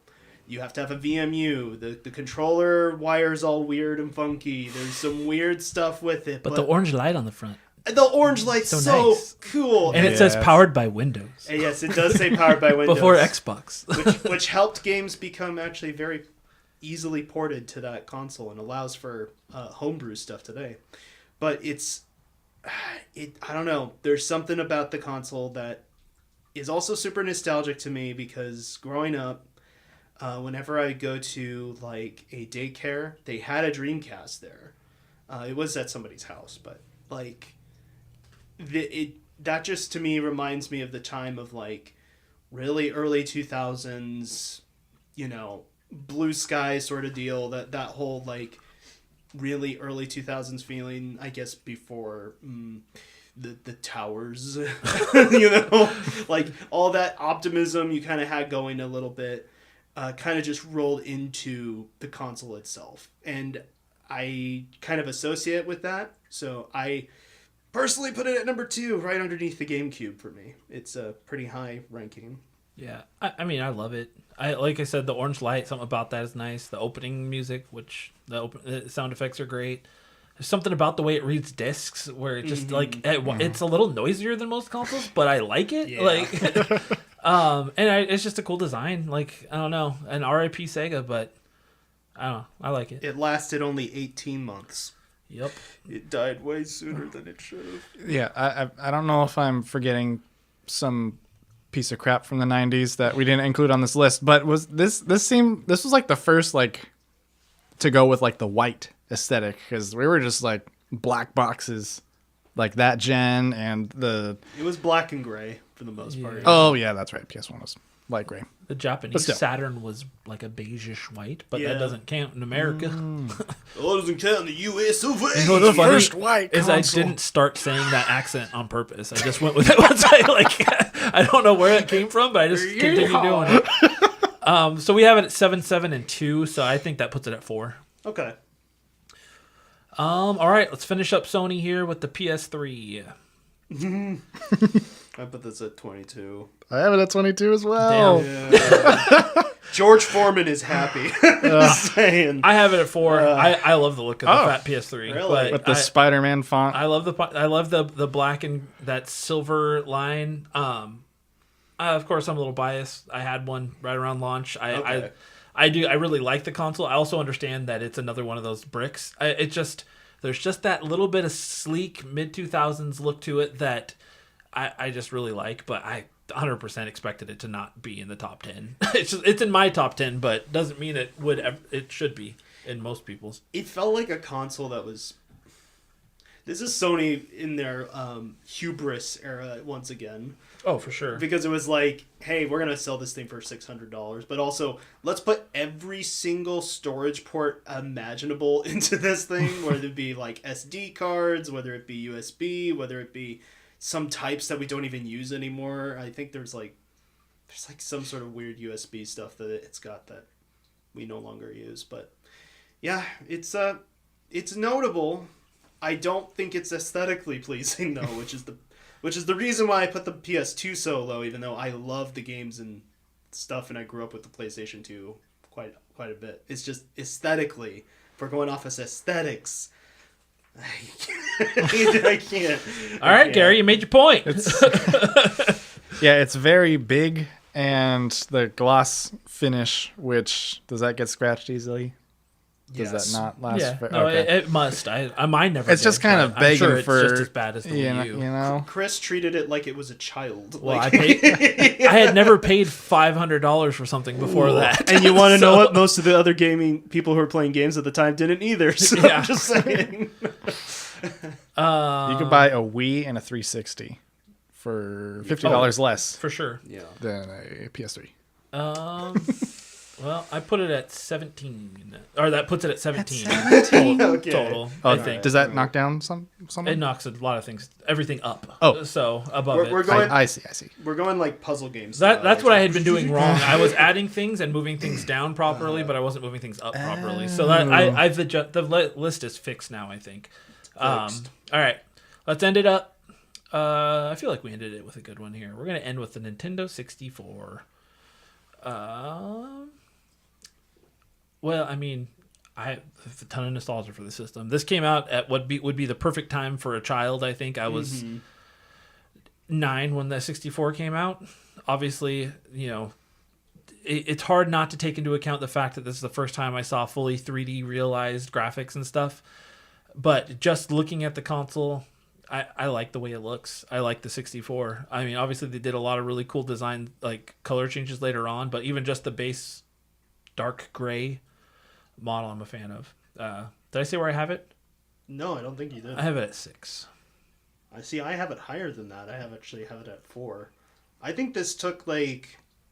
It's not as aesthetically pleasing as the Super Nintendo, but I think it's going with that same idea, but also like trying to play to its strengths. One, obviously, 4-player connect right out of the box. You can just see the ports that are there. It does a lot of the same things that like PlayStation did, but it has some of that added benefit of also being a Nintendo console and also allowing itself to be a little bit more playful in the design with, you know, how it's got actual like feet that it's gotta like stand with. I think it's a really pleasant to look at console. I'm not talking about the controller. I'm talking about the console, mind you. But yes, it's I think N64 is really good for like a top spot somewhere in there. You know, I didn't really think about it until you were talking about how from Super Nintendo to this, how square and, you know, harsh edges that was going to this thing, which is very curvy, very rounded, very to Jaiden emphasize. He loves his curves. Well, you know, here I have to where I rank this, and then even the cartridges, like the. Which you kind of got to count because that's what you see when you're playing the console. Also rounded, just to emphasize, this is 3D. Things are spherical now. Spherical! Yeah. That being said, I don't really love its design sitting in a setup. I mean, like, I have, like, the fondest of memories with this console. So when I see it, you know, it's just happy memories. But aesthetics and just, it's not. I like that it is different, but I don't know. It's just awkwardly shaped, and it's just kind of. I want to say it becomes problematic, but I can't really explain why. I just something about it. So I don't have this one ranked very high. This one's actually very low, and I kind of feel bad ranking it so low because I feel like I said, there was not much. There's nothing wrong. Thought put into this list. I threw it together, and this happened to land at 19 for me. Oh wow! Like I said, really I absolutely love this console, and I can respect, you know, what it was doing as a design, emphasizing roundness and 3D. You want to know? Not blocky. You want to know what this is? This is your version of my PlayStation 2 placement, essentially, because I put it pretty similar points, and it's like, yeah, if this was based off of like, hey, let's talk about the consoles and how they did well as games, I think this list would be very 100%. different. Yeah, So, I mean, it would be a lot different, especially outside of the top 10. Yeah. But our top 10 look pretty solid. There's a couple that would move. Anyway. Yeah. Yeah, I mean, I think it's fair. It's not the best looking console, but I like Gary said, the rounded edges, the feet, just, I don't know. I just like looking at it. I like the 64. Though, I guess if we're being honest, I have not had a gray 64 in a very long time. I had a jungle green one until I got an analog 3D. So, but that's not being taken into consideration. So, I think if we were taking into consideration variants and stuff, I would rank the 64 potentially even higher than I had it. I think that the fantastic colors make this a very fun system, but that is just discussion for another day, I guess. So I feel like with me having it at, what did I say I had it at? I had it at 6. What'd you have it at, Gary? 4? 4. And then Jaiden had it at 19. I have him at 19, and I feel bad about it. Nah, you're fine, man. That's what opinions are for. I think that puts it at 10. And that works out because somehow we didn't have a spot at anything at 10. Is that every console now? That is every console. Oh, man. You guys want to hear the final list? The grand reveal. All right, we're going to start Let's see it. what Frankenstein monster. No one's going to like We're going to this. start at 23, and we're going to go down. So at 23, the Series S, then the Wii U, then the 360, then the PS5 at 20, the Xbox One, the Series X, the PS3, the PS4, the Switch 1 at 15, the Master System, the Switch 2, the Virtual Boy. It only went up a couple spots from where we initially put it. Hey, it went higher. The Genesis Model 1, the Nintendo 64 at 10. Then we have Xbox, Sega Saturn, PS2, NES, Wii at number 5, PS1, Dreamcast, GameCube, Super Nintendo. I'm really happy with that. Yeah. You know what? After all of this, I feel pretty good about that. I feel like things settled pretty well. Yeah. If I'm being honest, I actually, looking at this list, even compared to where I have it on my list, there's one console that I feel should be higher than it is. Like as we've talked, I've even rethought where I had it, and that's the 360. I don't think it deserves to be at 21. It's pretty low down there now that I think about it. But, How do you guys feel about moving it up to 14? What's already in 14? Let me hear you guys' thoughts on this. So 14, these would be the consoles moving down. Okay. The Master System's at 14, the Switch 1's at 15, the PS4's at 16, the PS3's at 17, the Series X is 18, the Xbox One is 19, the PS5 is 20. So they'd all be moving down one. I'm sorry, you said the Master System's at 14? Yes, it would. Yeah, replace it. I'm not swapping them. I feel like the 360 deserves to be higher in this list. As I thought about it, Okay. do I personally like the PS5 and 3 design better? Yes. But that being said, I think it's better than the Xbox One, the Series X, the Switch One, or the Master System. And I can live with it. I think it should be higher than it is. Okay, so I'm fine with that. All right, well, where would you say? So I think it settles at 14. Okay, that's fine. Oh, yeah, I had it at 11, so. That's fine. I don't know why, out of all the systems, that one really, it kept glaring at me that it was wrong. You know what's funny? I also have this 360 at 14 on my. Wait, so where'd you rank it? I had it at 20. I had it at 20, but okay. even as we were going through the list more, I kept thinking no, I like the 360 more than that. No, I like the 360 more than that. Right, because it got pushed down because all the middle area ones. Okay. So I think that it deserved to be higher than it was. There's just out of all the systems, I don't know why, but that one really stuck out to me as being in the wrong spot. Yeah, I agree. I also found it funny before we moved them up there, the list. So it was Switch 1, Master System, and then Switch 2. It's like something about the Master System was right in between. But these two systems that are so similar. I really don't agree with that, but it's okay. Okay. Yeah, I mean, if this was my list, obviously things would be a lot different. If it was Gary's, it'd be a lot different. But I think that's what the beauty of averaging it out, because just comparing it to my list, I'm actually still happy with this. I think SNES being the top system aesthetically is still kind of great, and I think the Series S being the worst is also kind of great. So yeah, that's fine. It's fine. I'll deal with it. No, Series S, you said. Series S. Yeah. I don't really care for that one. All right. Any final thoughts on this list, guys? I like video games. Me too. I mean, we have to be able to sit here and rank consoles aesthetically for 2 hours. Right. If you're having a bad day, press the eject button on your Super Nintendo. Yeah, and guaranteed it'll help to fix something. Yeah, man. In your life. I love video game consoles. The reason this came up is Jaiden actually asked about ranking controllers.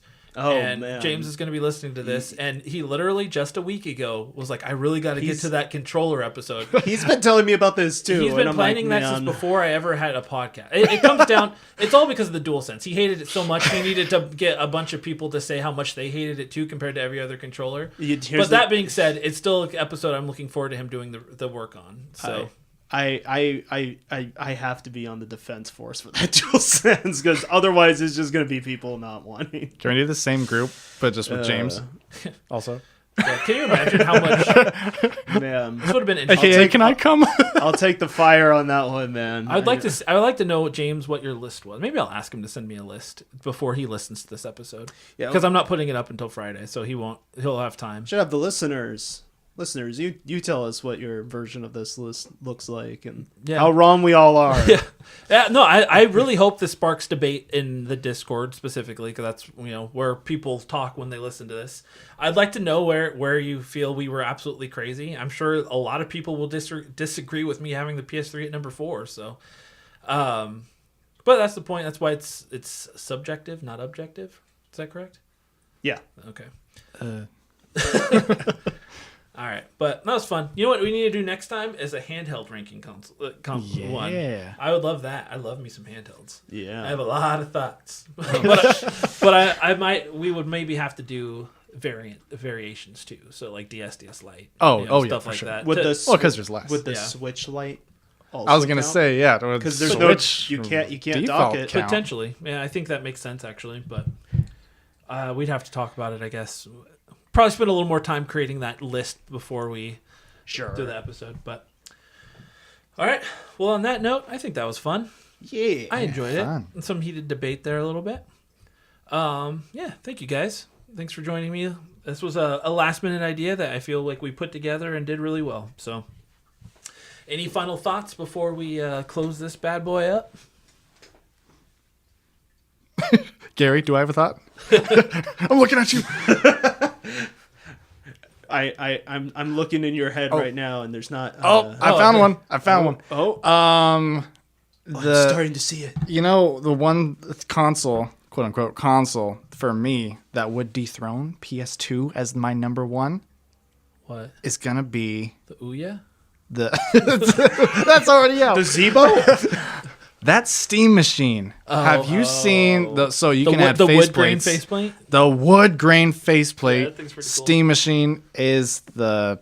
Oh my gosh, that's like the best looking Cream of thing the crop. It's I've like an ever Atari. seen. I'm sold. Yeah. Yeah. So, ruin it. so Don't the ruin it for Atari me. would have been your number one then, because of the wood grain The finish. wood grain finish. That's all you need. Maybe I should just put a wood grain finish on a PS5 if I ever got one. I mean, that would fix it. No, that looks horrible. Yeah. Well, one last shout out to these consoles and also to the ones we didn't bring up: the Ataris, the ColecoVisions, the television. Yeah. The television The itself. television. We love a good TV, CRTs, HDMI. VCRs. The plug and play consoles. Oh, yes. SpongeBob one. Yeah. Or the Thing one where the joystick is precariously placed on the... Oh no! You're seeing that one? The Thing, the Fantastic Four? Yeah, Oh, I've seen the Spider one too. Oh. They didn't think those designs through very well. Or someone thought through it in a very unpleasant manner. Yeah. Well, on that note, let's go ahead and end the episode. And I on gotta that go do terrible some disappointment. Google image searches. Don't. You'll love the curves on that one. Yeah. All right, guys. Well, thanks again. I appreciate you both. And thank you, everybody, for listening. If once again, please do comment in the Discord with your thoughts, what consoles you'd have at the top, what you think we were absolutely crazy about, and whatever else you feel like talking about. So thank you all. Make sure if you haven't done so already, subscribe to the podcast wherever you listen to it at. That would help me greatly. And remember to always press X to continue.